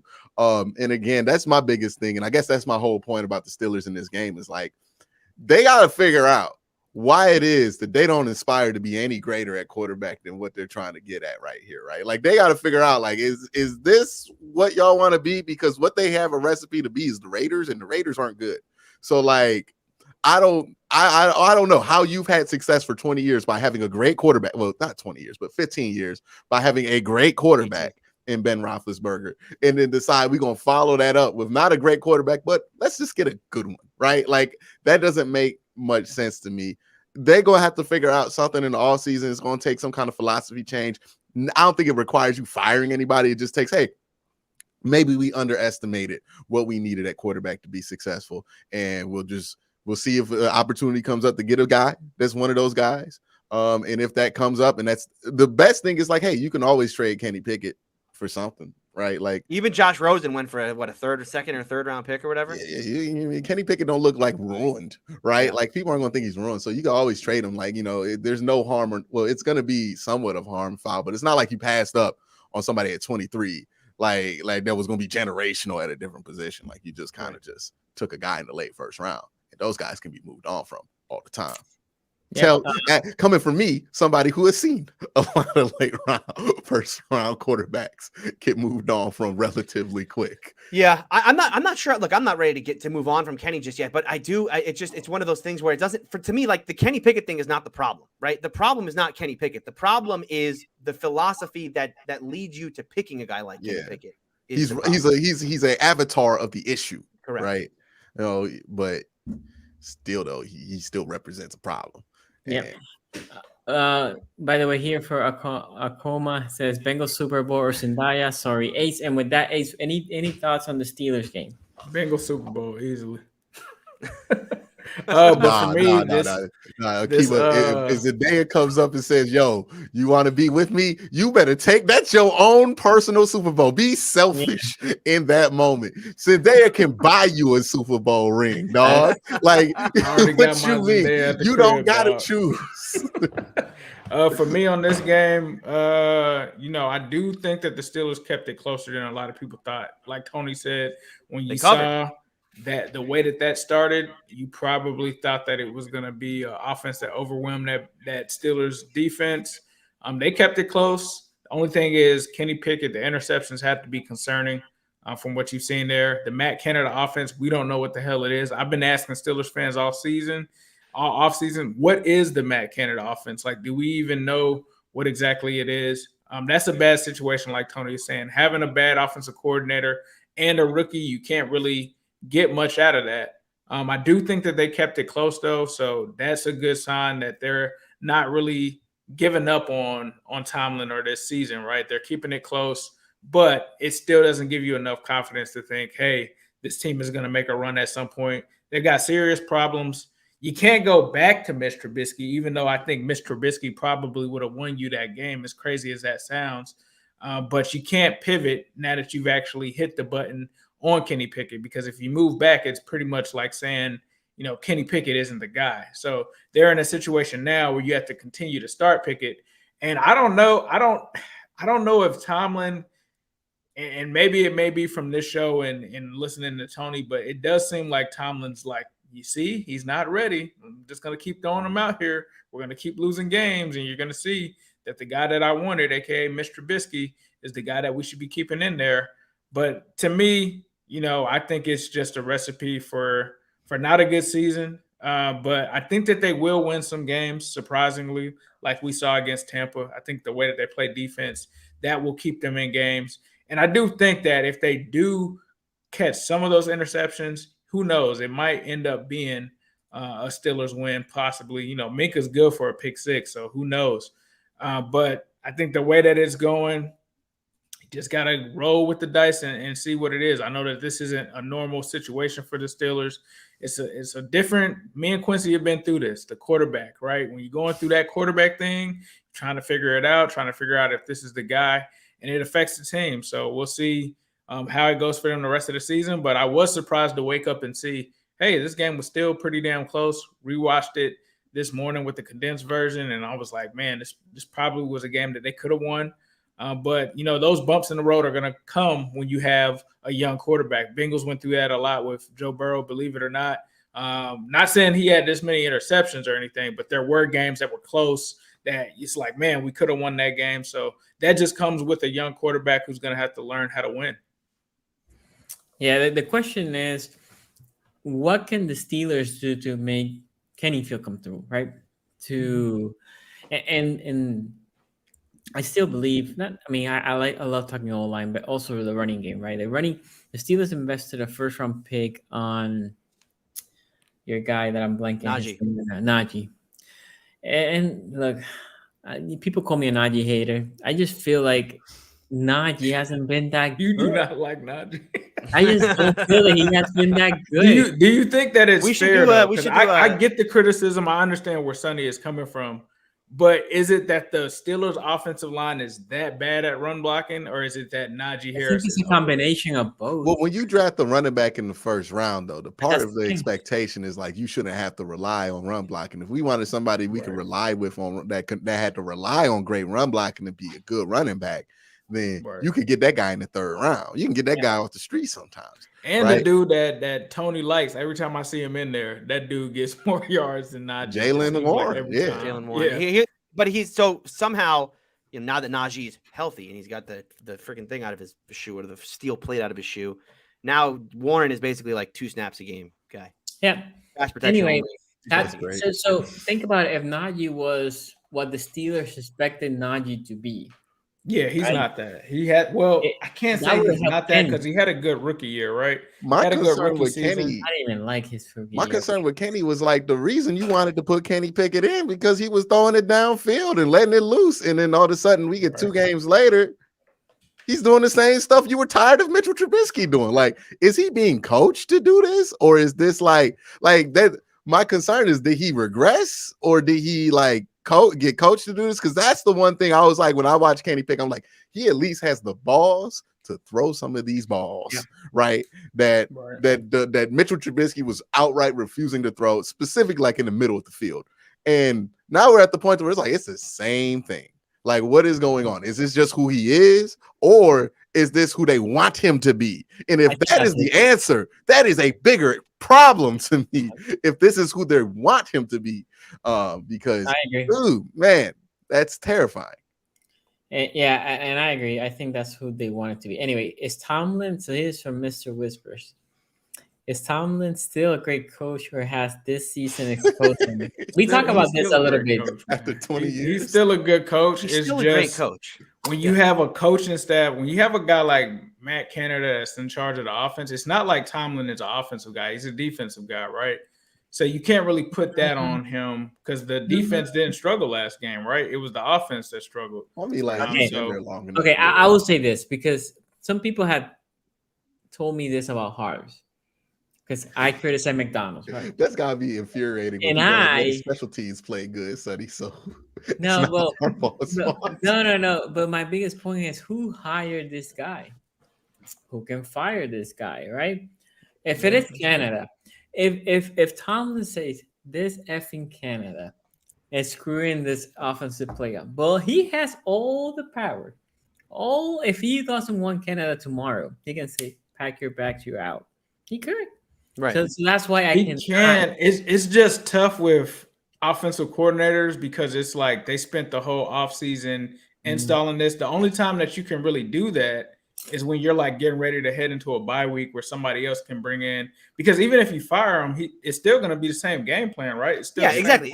Look, firing Matt Canada right now makes no sense. What's going to change? What are they going to do? They're going to run a whole different playbook. You know, I mean, like now the Ravens did the thing with with Lamar where they were able to like install that offense in like a bye week. It was still limited, but I don't know if the Steelers can do that.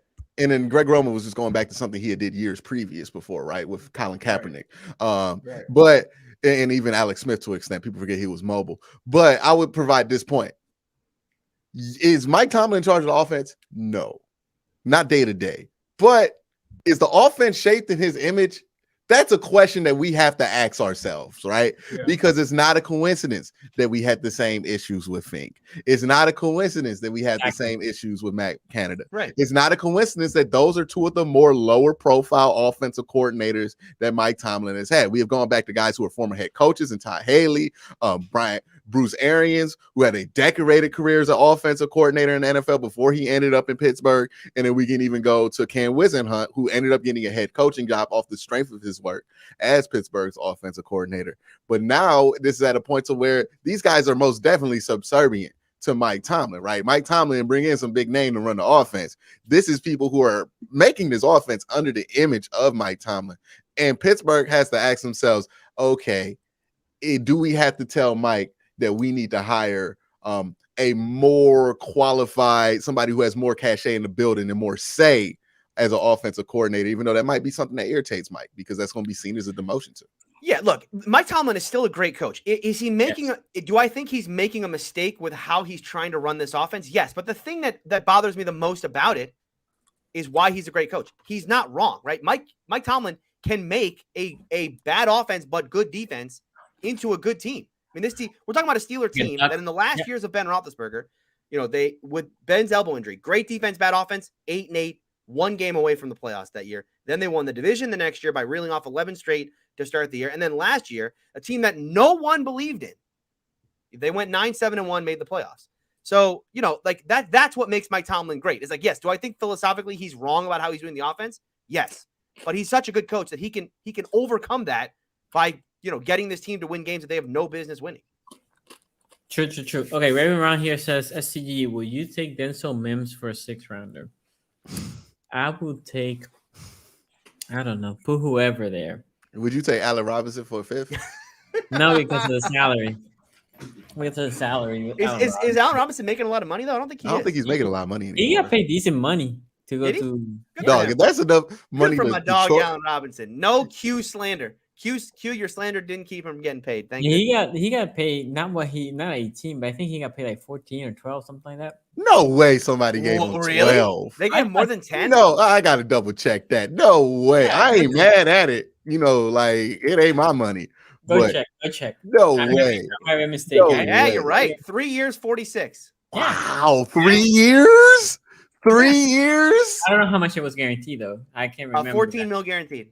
So 30 year guaranteed, 14 in the signing bonus. 30 guaranteed. So 2 30 years guaranteed. Wait. He getting all that this year? That's a number one. He get all that this year? Number one. I told you he got 12. Crazy. When Ace, man, me and you got to start running route to get paid by the Rams, dog, because it can't be that hard. Like, okay, saying that, I used to love Mims coming out of the draft. Loved him too, yeah. And Mims a lot of Bengals fans, more than T. Higgins.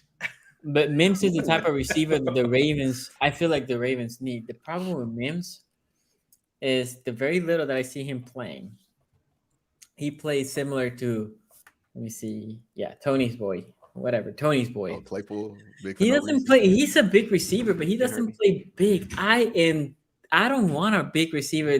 That's what the guys that also is in the Steelers that we had here, Boykins. He didn't play big. He was a big receiver. He never played big. I want a big receiver.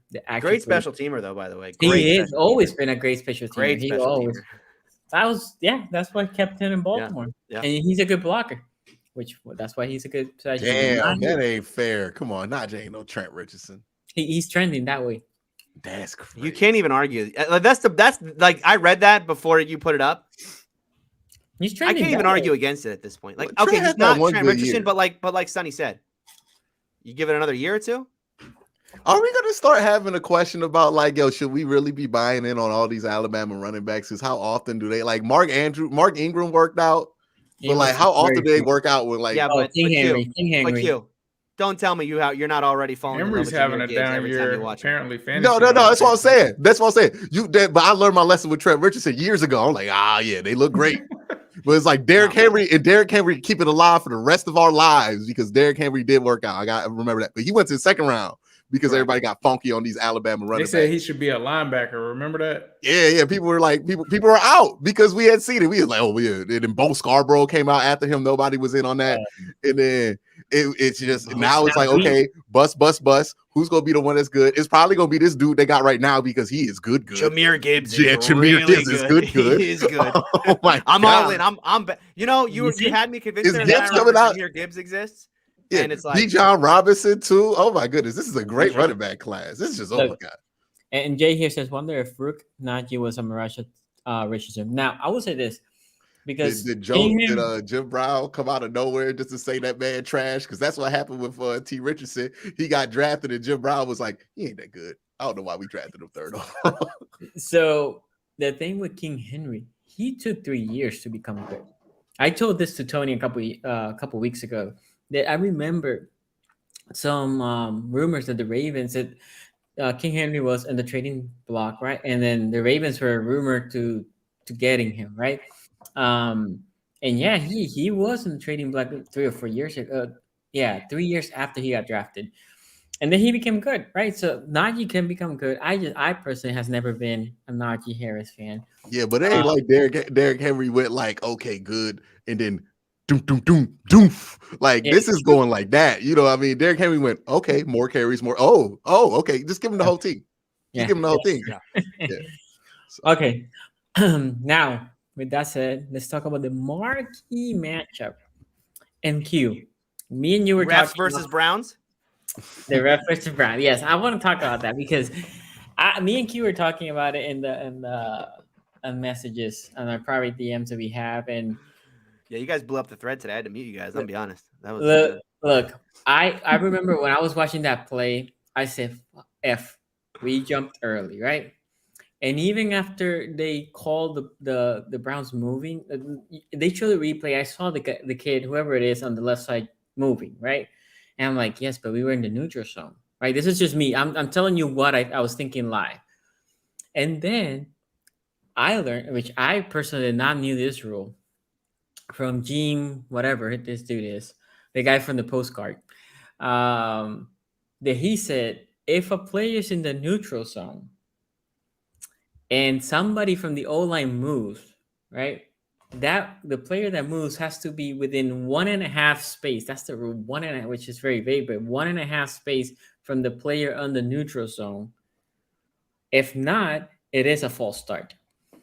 And because of that, that's why that kid got called a false start. Let's point out, it's not like the guy got up from his stance. He slightly twitched his leg. Like, no, I'm just saying, like, this is my point. It wasn't like it was obvious, right? That might technically be the rule, but like that is so tight. That is such a tightly, like, you got to do so much to explain how that happened that like it looks like what it smells like. You know what I mean? I don't like the rule personally. Yeah, you ask me, I don't like the rule. Yeah, it's like, okay, that's when you choose to enforce that. I'm pretty sure it's not the first time that game that something like that happened. You know what I mean? It looks like what it smells like is my point. It's like, yeah, we can explain it. We can say it's technically a rule, but if that happened to any team that you did not cheer for, you would call it what it is because you know what it is. It looks like what it smelled like. You know what I mean? We all know when somebody uses a rule to enforce a different agenda other than the rule book. And like, I don't think they were betting on the game or anything like that. I just think they threw the flag, thought it was a false start, and they were like, well, how can we justify this? Oh, he did move. That's okay. Yeah, that's false start. You know what I mean? Like sometimes you backtrack like that to justify it when it's obvious, you know, you got the call wrong. You threw the flag because you saw Calais Campbell and the whole squad jump off sides. And then you're like, oh, no. Well, you threw it because you saw that you were watching the Browns for the false start. And it's just unfortunate. It's a bad break, and it did end up costing you at least overtime. I don't know what happens in overtime, and I'm not going to be arrogant enough to say we win in overtime because, like, the other team has Lamar Jackson at the end of the day. But, yeah, it did cost you a chance at overtime because now that gets turned in. What should have been a 50-yard field goal gets turned in and was originally a 55-yard field goal, or even a 4th and 1 you could have went for at that point, turns in to a 65-yard field goal so far that you have to move the ball up a couple yards to kick it, which changes the trajectory, makes that ball infinitely more easy to block. And it's unfortunate, right? That's how the game ended up. There was also that pass interference call where it's like, it's very rare OPI gets called there. It's technically an OPI, but like, do you call it that moment type of foul situation? Which would have resulted in a touchdown. By the way, you know, people are complaining that the Browns decided to throw that ball on 3rd and 2. I mean, does that make sense to y'all? No, yeah, of course. No. That was. Okay. I'm just asking because I'm like, I've been arguing with people. They feel like you guys should have ran it. We should have just ran it with Chubb and Hunt. Yeah. The box was stacked. They were playing Coop 1-on-1. Oh yeah. No safety help over top. I felt like that. It turned out to be the right call. It's just Coop pushed off when he didn't need to. And they called it. You know, and they pushed off. Crazy. It was a crazy spot to actually call OPI though. That's what I'm saying. Like, yo, like that don't ever get called there. Like, even there was a play that people are pointing out where there was a push off. That stuff happens all the time. It's like, but that was a wild time to call that. I don't know. There's a lot of weird stuff happened on that last drive when it came with the flag. So I understand why people are upset, especially because it wasn't like the defense sucked. It wasn't like the offense was terrible. Special teams was a bit iffy on like some coverage stuff, but like we know our special team sucks because our coach is terrible. Or our special teams coach is terrible. You don't like him. I hope somebody hires him or something like that so we don't have to have him no more. But yeah, it's just it's hard to find something that the Brown like. I think this is one of them games where you want to find something to blame that your team didn't do. And it's like, there are some things you can say that are the problem, but there was nothing egregious that happened that you're like, oh, the Browns should lose this game because of this. The most egregious thing I think happened in that game was like Mark Andrews got like 0 targets by the Ravens in that game, which I was like, how did that happen with the linebackers that we have on our team? Like, you got Taki out there trying to one-on-one Mark Andrews. I cannot believe that he was not open.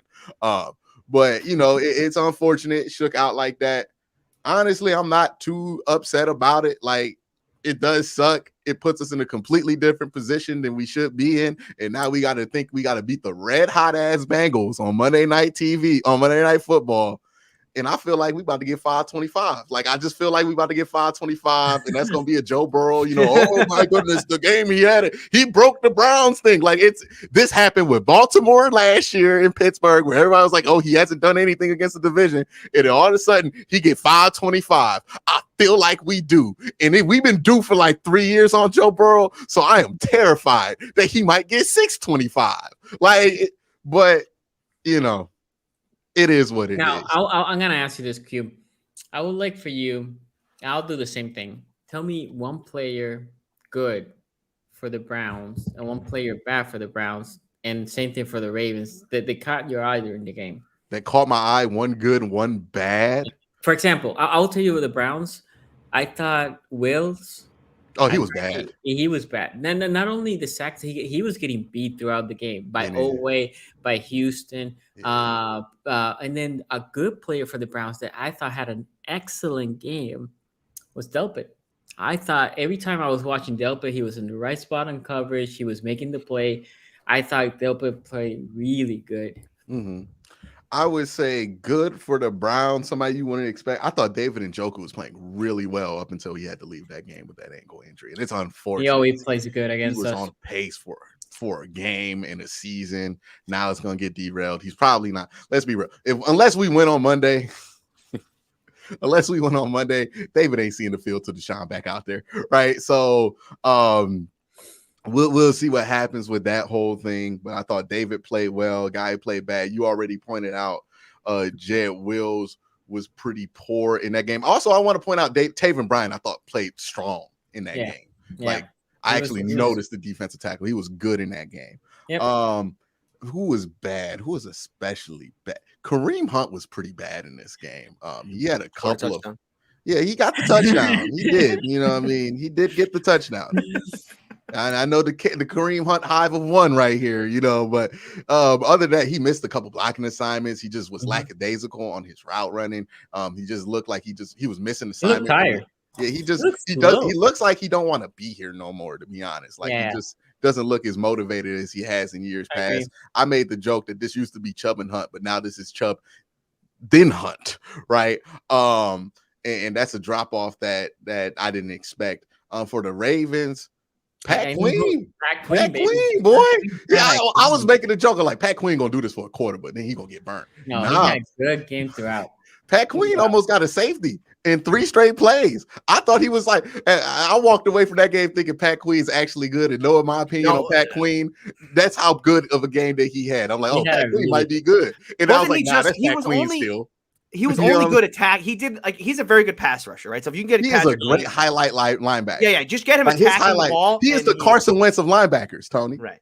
The stuff he does bad, you don't really see. But because like the game plan specifically was like, Pat, don't worry about anything behind you. Pat, baby, we gonna make you do one thing. Go get the ball. They gave him to Jalen Smith, baby. One thing. Get ball, see ball, get ball. Just run towards Nick Chubb every time he's on the field, and that's our plan to stop him. Yeah, and it worked. He cannot even do that. To be fair, sometimes he cannot even do that. Yeah. I mean, sometimes he misses the tackle or drops the interception.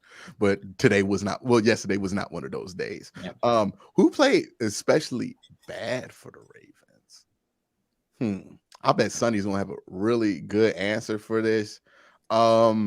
They usually do a better job against Myles Garrett, the offensive line for the Ravens. Yeah, he had the one sack, but the problem did he have 2? No, I thought he had 1, and then he had like 1. He had like a couple. I think he had a sack. I know he had a couple TFLs, big stops. Like, he was able to disrupt in a way that usually the Ravens are pretty keen on making sure that he doesn't disrupt. I Mark Andrews, I guess you could throw there, but I don't know how much of that was him being bad or them just not going to him. Because again, did he get a target? Maybe one. That's crazy. Andrews had 2 targets, I think. Yeah, 2. That's it. You know who for me was bad in this game? For the Ravens? Lamar Jackson. There was like 2 or 3 plays that their rookie, right? He had a decent game. Usually on the read option, and Lamar has done phenomenal on this. You look at that DN, right? You unblock, you leave it on block, and you look at the DN, and you decide to give or keep. This dude, right? He wasn't even frozen. He was just going straight to the running back.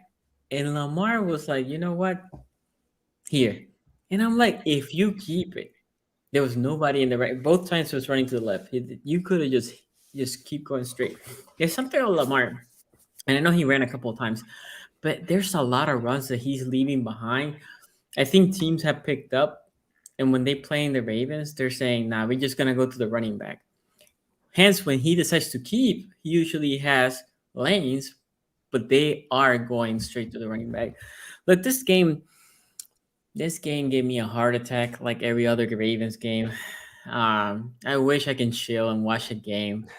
I'm going to die young. I know I'm going to die young because, watching these games, they just take your life away.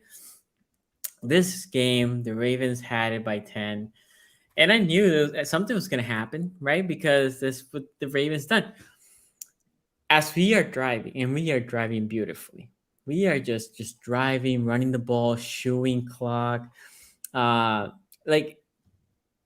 like, okay, well, what if the Browns can stop them right now? And then Justin Hill happened. I can stop us. And JOK got the forced fumble. It drives me crazy. Look, Bill Belichick has this philosophy: don't stretch for a touchdown, right? I don't know if you guys have heard about it. That Bill Belichick doesn't like when players go stretch for a touchdown from far. Yeah. Okay, you're winning. All you need to do is shoot clock, right? If they busted, you were way in field and Justin and Tucker's field goal range. If they just bust you, okay, go down. Or if you're gonna try to keep hustling, what is one thing that can just F you up? A fumble as a runner, right? Right. That ball has to be glued to you. Glue. So Justin Hill missed a good cut inside. So everything he outside, defense collapse, let me run it in. Going good, boom, fumble. Lost the ball. Almost, and you can see it because the camera kept showing him, which makes me feel a little bad. And he's like frustrated, like, oh my God, I can't believe we're about to lose this game because I would have benched him. And then obviously then we blocked the field goal and he's celebrating like we won the Super Bowl. Yeah. There's no one thing I can point with this team other than we were running the ball well, and we ran the ball for most of this game. And then in the second half, as we get the ball first, we throw. And I'm like, why are we throwing all 3 times when we're just running the ball well? Like Gus Edwards was legit running the ball well. And I said this last week, I think, that sometimes the Ravens, I feel like they want to make sure they can throw the ball, and they try to force throw the ball in certain instances, and you're going to like run the damn ball. But anyway, I will say I'm going to give credit here to Cleveland because Cleveland's pass defense was really good. And Ravens, the one credit I will give to Ravens defense is the running defense was good until that last drive. Like the first drive, the running defense was and the last drive was bad. In the middle, they figured something out, but Jacoby had a very strong game. Jacoby was working them out. Another person that I thought for the Ravens had a bad game was Marcus Peters. There's a problem. Teams had to cut up to this. When Marcus Peters is not there, you will see Marlon Humphrey travel with whoever. He go with wherever, right? We talk about Marlon going left, right, slot. When Marcus Peters is there, Marcus Peters only stays in one side, which forces Marlon to stay on the one side. All the passes were to the mark. All the big passes were Marcus Peters' side. And it wasn't like he got completely blown coverage. It was 1 or 2 steps, right? And Jacoby made the great throw. But he is 1 or 2 steps slower at this point to guard those receivers. So it wasn't like he was completely out of the play or completely out of whack. But to be fair, yeah, he was a problem in this game. I would have also taken him out and put in Stevens and see for a little bit how would that look. So what happened? Sonny, you want to get to some super chats? Yeah, let's go to the super chats. Washington Browns is like hot. Golly. Bro, I'm telling you, Browns fans they got it worse than Steeler fans today. I'm surprised, but happy about it. I don't know why we this down, but well, I mean, it's 4 games in a row, so I guess so. Yeah. You see the refs get autographs for Bucks. Did refs get Lamar's bathroom pass? I did Still never washed his hands. That game came under COVID protocol, and we did not see Lamar wash his hands for a full 25 seconds. I would like to protest the results of that game from 2 years ago. Sonny, want me to read this one? Sure. This is Tony who writes in $10 super chat. Says, "Hey, Sonny, longtime listener, first time caller. Heard you say Lamar has been bad. Do you think it's time for Huntley to start? Thanks. I'll hang up and listen." This is an old meme format. This is a classic meme format. It's like 90s sports radio. Yeah, 90s. Sonny, I don't know what you want to do. You want to skip that one? Or you want to address that one? He was. I will address it. No, because it wasn't 3 games like in a row now. That's 3 games in a row now. For Lamar being bad. It wasn't like he was terrible. He's bad for his standards. Like I have standards for Lamar, and for his standards, he was bad. He's not getting his premier receivers involved anymore. Like, premier. he got Mark Andrews. I'm saying Mark Andrews. Oh yeah, okay. Mark Andrews had one quiet game. Last week he had a good game, and the week before he had a good game as well. All right, I gotta head out though. Okay, take care, Q. Take you. Right, is Gus Edwards back? Is he all the way back? He played this week. He was. I know. No. I don't mean like he is was he back? all the way back. Is he As back? a guy that had Gus Edwards on my bench and Kenyon Drake in my starting lineup, yes, he was back. Gus Edwards. Like, are you ready for Gus to start? Oh, they basically made him the start in that game. Oh yeah, he was like the starter in that game. Drake had no penetration. Like every time Drake sucked. No, Drake's like sucked. Cut. Okay, and then Justice Hill, fumbled the damn ball. Mm-hmm. So great job. So he's gonna be, for the most part, the bell cow for now. And that's what I meant. Bell cow, not starter. Yeah. As soon as JK comes back, I can see them just saying, "The rest of y'all, you're gonna be here for a possession. The 2 of you, take it over." JK, by the way, he got his knee scoped.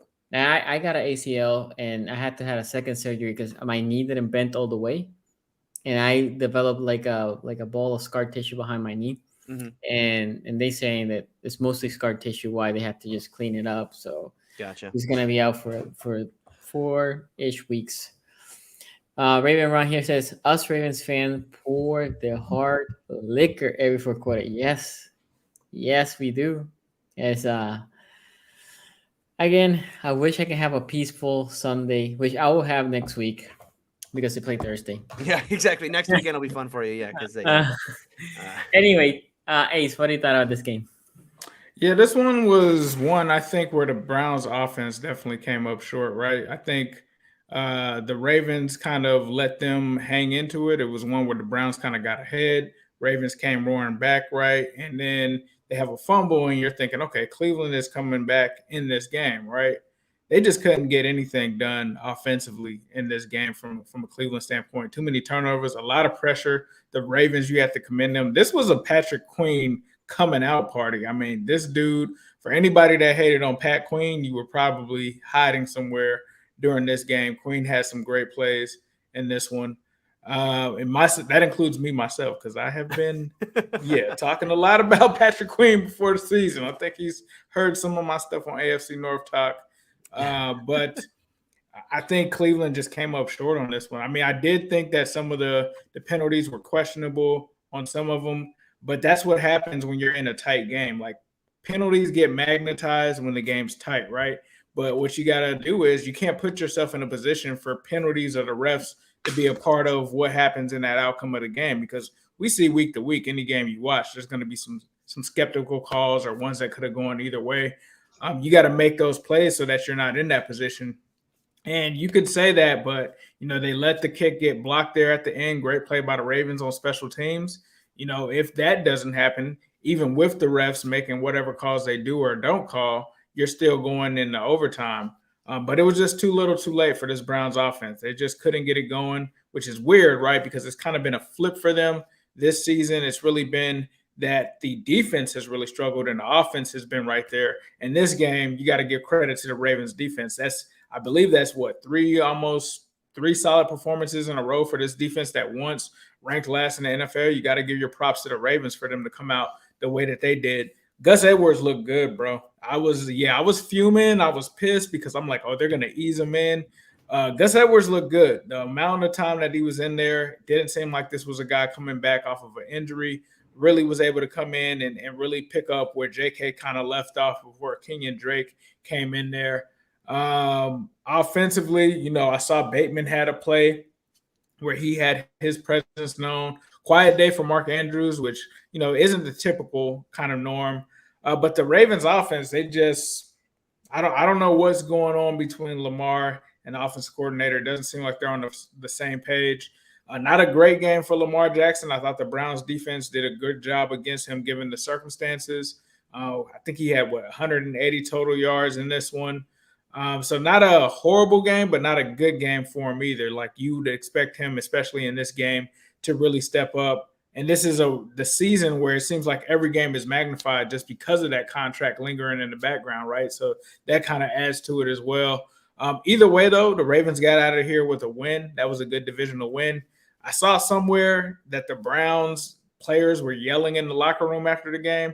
That just seems like that locker room is boiling over there. And I think the Ravens got a good win. They needed this one, especially for the division with the first place tie. So big win for them. Big win for the defense. That pass rush seems to be getting something. I know Sonny had talked about, we can't rush the passer, this and that. They got some pressure in this game. So shout out to the Ravens. They did what they needed to do in this game. Cleveland, it seems like they're reeling, man. When you hear that, guys don't even care and are yelling while all other press conferences are going on. That's just bad. I don't know if it's the defense, the offense. Who knows who it is yelling in the locker room, but not a good sign for them. But I will say this. We've talked about them quitting during some of these games. That defense didn't quit against the Ravens in this game. No. I will say this before I throw it to you, Tony. Yeah. One thing I forgot to mention was the pass rush. The pass rushes actually got better. Like I was like, what is this? Because people will talk about the Queen, and they should talk about Queen blitzing. That's fine. I'm also will say McDonald blitzing a little more. Hallelujah. I don't even know how much percentage we're blitzing right now, but it's not much, but just a little bit more. Great. But pressure rushing 4. I was like, who's this team? What the F is this? I don't remember this. And the reality is a guy that we got healthy in this game was Justin Houston. Huge. He was huge in this game. Yeah, he played great. And JPP, although the stats will not show, JPP pushes the pocket down. This dude is strong as a bull. And then Calais Campbell also had a strong game. I mean, in fairness to Tony, the pressures might show it. It might show in the pressure box. You know what? You read my mind. Yeah, these guys were pushing their pocket, and Jacoby Brissett escaped from like 3 sacks. He did it all by himself. Great escapability from Jacoby. But these guys, so I'm happy. Obviously, if we stay healthy, as my guy Bowser comes back, that will help because now you can like rotate these guys, right? Because right now the problem is we're still thin. We're talking about 3 deep. So now when Bowser comes in, now you can rotate some of these guys and then have them more fresh. And that got me excited. I'm not gonna lie because I love trenches in Baltimore. I feel like the O-line has looked way better this year. The D-line ish, but that pass rush has me mad. But this game, I was like pleasantly surprised. Anyway, yeah. Tony. Well, the pass rush numbers. I mean, they had the Ravens had the most pressures that they've had since week 1. Week 1, I don't think that counts because when you're going up against a statue at quarterback and Joe Flacco, you just existing gets you pressure. So yeah, 19 pressures for the Ravens in this one. Look, I don't want to be mean to the Browns here. Well, first of all, let me address the booty beatdown thing, because as it says, I mean, right that's there. why we won, Tony. It's because of the triple B.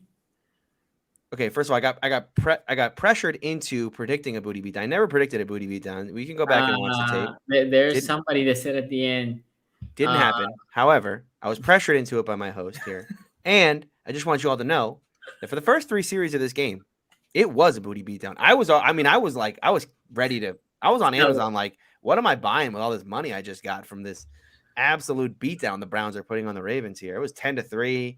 Ravens go 3 and out. I'm like, this game is over. The Ravens are about to make it 17, or the Browns are about to make it 17-3. This game is going to be donezo. My only worry was that they were going to win by more than 24 at that point. And this is why it bothers me with Browns fans. I understand all the the penalties, because I agree. The OPI call was a strange one. And I get the sentiment on the false start at the end of taking it back 5 yards, and now it's a 6-yard and it got blocked. Look, at the end of the day, it was an OPI. I understand it was an OPI, but it's one of those you never see them call it in that moment. So they were calling them tight. Actually, you know the last time they called it? Ace will know the last time they called the big OPI on a game-sealing touchdown. Okay, but was that AJ Green play. I mean, that was another one. Was like, yo, I can't believe they called that. It was OPI, but I can't believe they called it. Oh, I see what you're saying. Yeah, got you. Yeah. Okay, I got you. Go ahead. Yeah. So here's the problem for the Browns. I get it, because when you have a game like this where it's close at the end and you feel like your team has a chance to come back, and then the refs make some calls, you're like, it's a helpless feeling as a fan, because you felt like the team was there to make the plays, and then there were calls that went against you. Nothing your team could have done about it. The calls just went against you. Right? I get that feeling, but the problem I have in this one is twofold. One, look, that field goal at the end of the game that they were kicking, right, a 55-yarder. I know Browns fans love this kid, Cade York. There's no guarantee a 55-yarder that would have was going in, number one. Mm-hmm. And number two, even if it did go in, that sends this thing to overtime. So it's not exactly like that was a game. No. Wait. Because Q said that. I didn't want to interrupt. There was more than 2 minutes to go, and the Ravens just came for moving. Oh, yeah. That's what I'm saying. I was sitting there thinking the same thing. I'm like, this is what you don't want to do against the Ravens. Kick a field goal, tie it up. Give them 2 minutes. I'm saying at best it goes to overtime. Yeah, that's what I'm saying. Like Browns fans act like if we would have had a chance at a 55-yarder, we could have won this game. It's like, well, you could have potentially, if you made that field goal and stopped the Ravens and then went to overtime and then potentially won the game in overtime. Yes, you could have won this game. But there's a series of events after they don't get the false start that we're just hand waving away of yeah, that would have happened, And here's the problem for the Browns. The Browns, what they have been good at for the first 6 weeks of the season has been what? Offensively, they have been far better than anyone could have imagined with starting Jacoby Brissett for the first 6 games of the year, right? This was a top 10 by EPA per play offense. And they went up 10-3 early in this game. And like I said, I was already spending the money. From that point, this is their drives from that point. 3 plays, -4 yards, punt. 3 plays, -1 yard, punt. 7 plays, 42 yards, punt. 3 plays, -15 yards, fumble. And by that, so that was their next 1, 2, 3, 4 drives. The score at that point now, after having a 10-3 lead, is 20-10 Ravens. The Browns are a team that is built on, once they build this lead early and you start giving them multiple possessions, that lead, what we've seen throughout the years, that lead continues to compound on itself. This has been a team that can score easily into the high 20s and into the 30s. And yet in this game, that offense for the middle part of the game just completely went away. And I give big credit to their defense, who has been so maligned all year, rightfully so, because they've been horrible.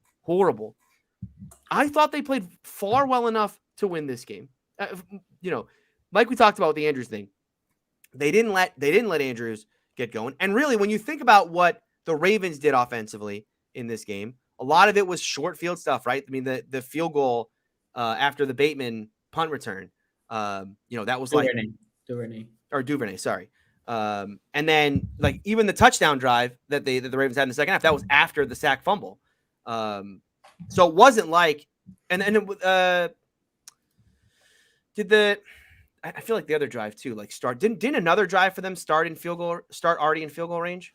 No, it was the sack or the strip sack, the strip sack, and then and the return. Those were the two. Okay. Well, regardless, I just felt like the Browns defense played more than well enough to win this football game, and their offense let them down. And so that's why I can't get. I understand the sentiment of the officiating stuff at the end. That's not why they lost this game. They lost this game because the offense no-showed for 2 quarters, and by the time they got life again, they were already down by 10 points. And as we all know, like, this is just not a team with Jacoby Brissett that's built to come back for this. We've seen Brissett in these big moments. He just hasn't come up clutch in these moments. And by the way, the one side of the ball that did come up clutch at the end, I mean, that fumble, the fact that this Browns team forced the fumble, I actually did think the Browns were going to come back and win the game after that, because it felt like, holy cow, if their defense is making clutch plays at the end of this, maybe they are going to come back and win this one. I would say this. Yeah. JOK, this is the reason why, for those Bengals fans, they ask me, why do you put JOK? It's because same thing with TJ Watt. TJ Watt always wrecks my game. Yeah. And Myles Garrett doesn't as much. Yeah. And JOK, this mofo always finds a way to wreck the game against the Ravens. And here it is. If he doesn't force that fumble, it was 2nd and 4 from like the 16 yards, and we're bleeding clock. They haven't been stopping that. So we probably just bleed it out. But this you could have won the game at that point, yeah. Yeah, this guy made a great play. It was all him. He forced the fumble.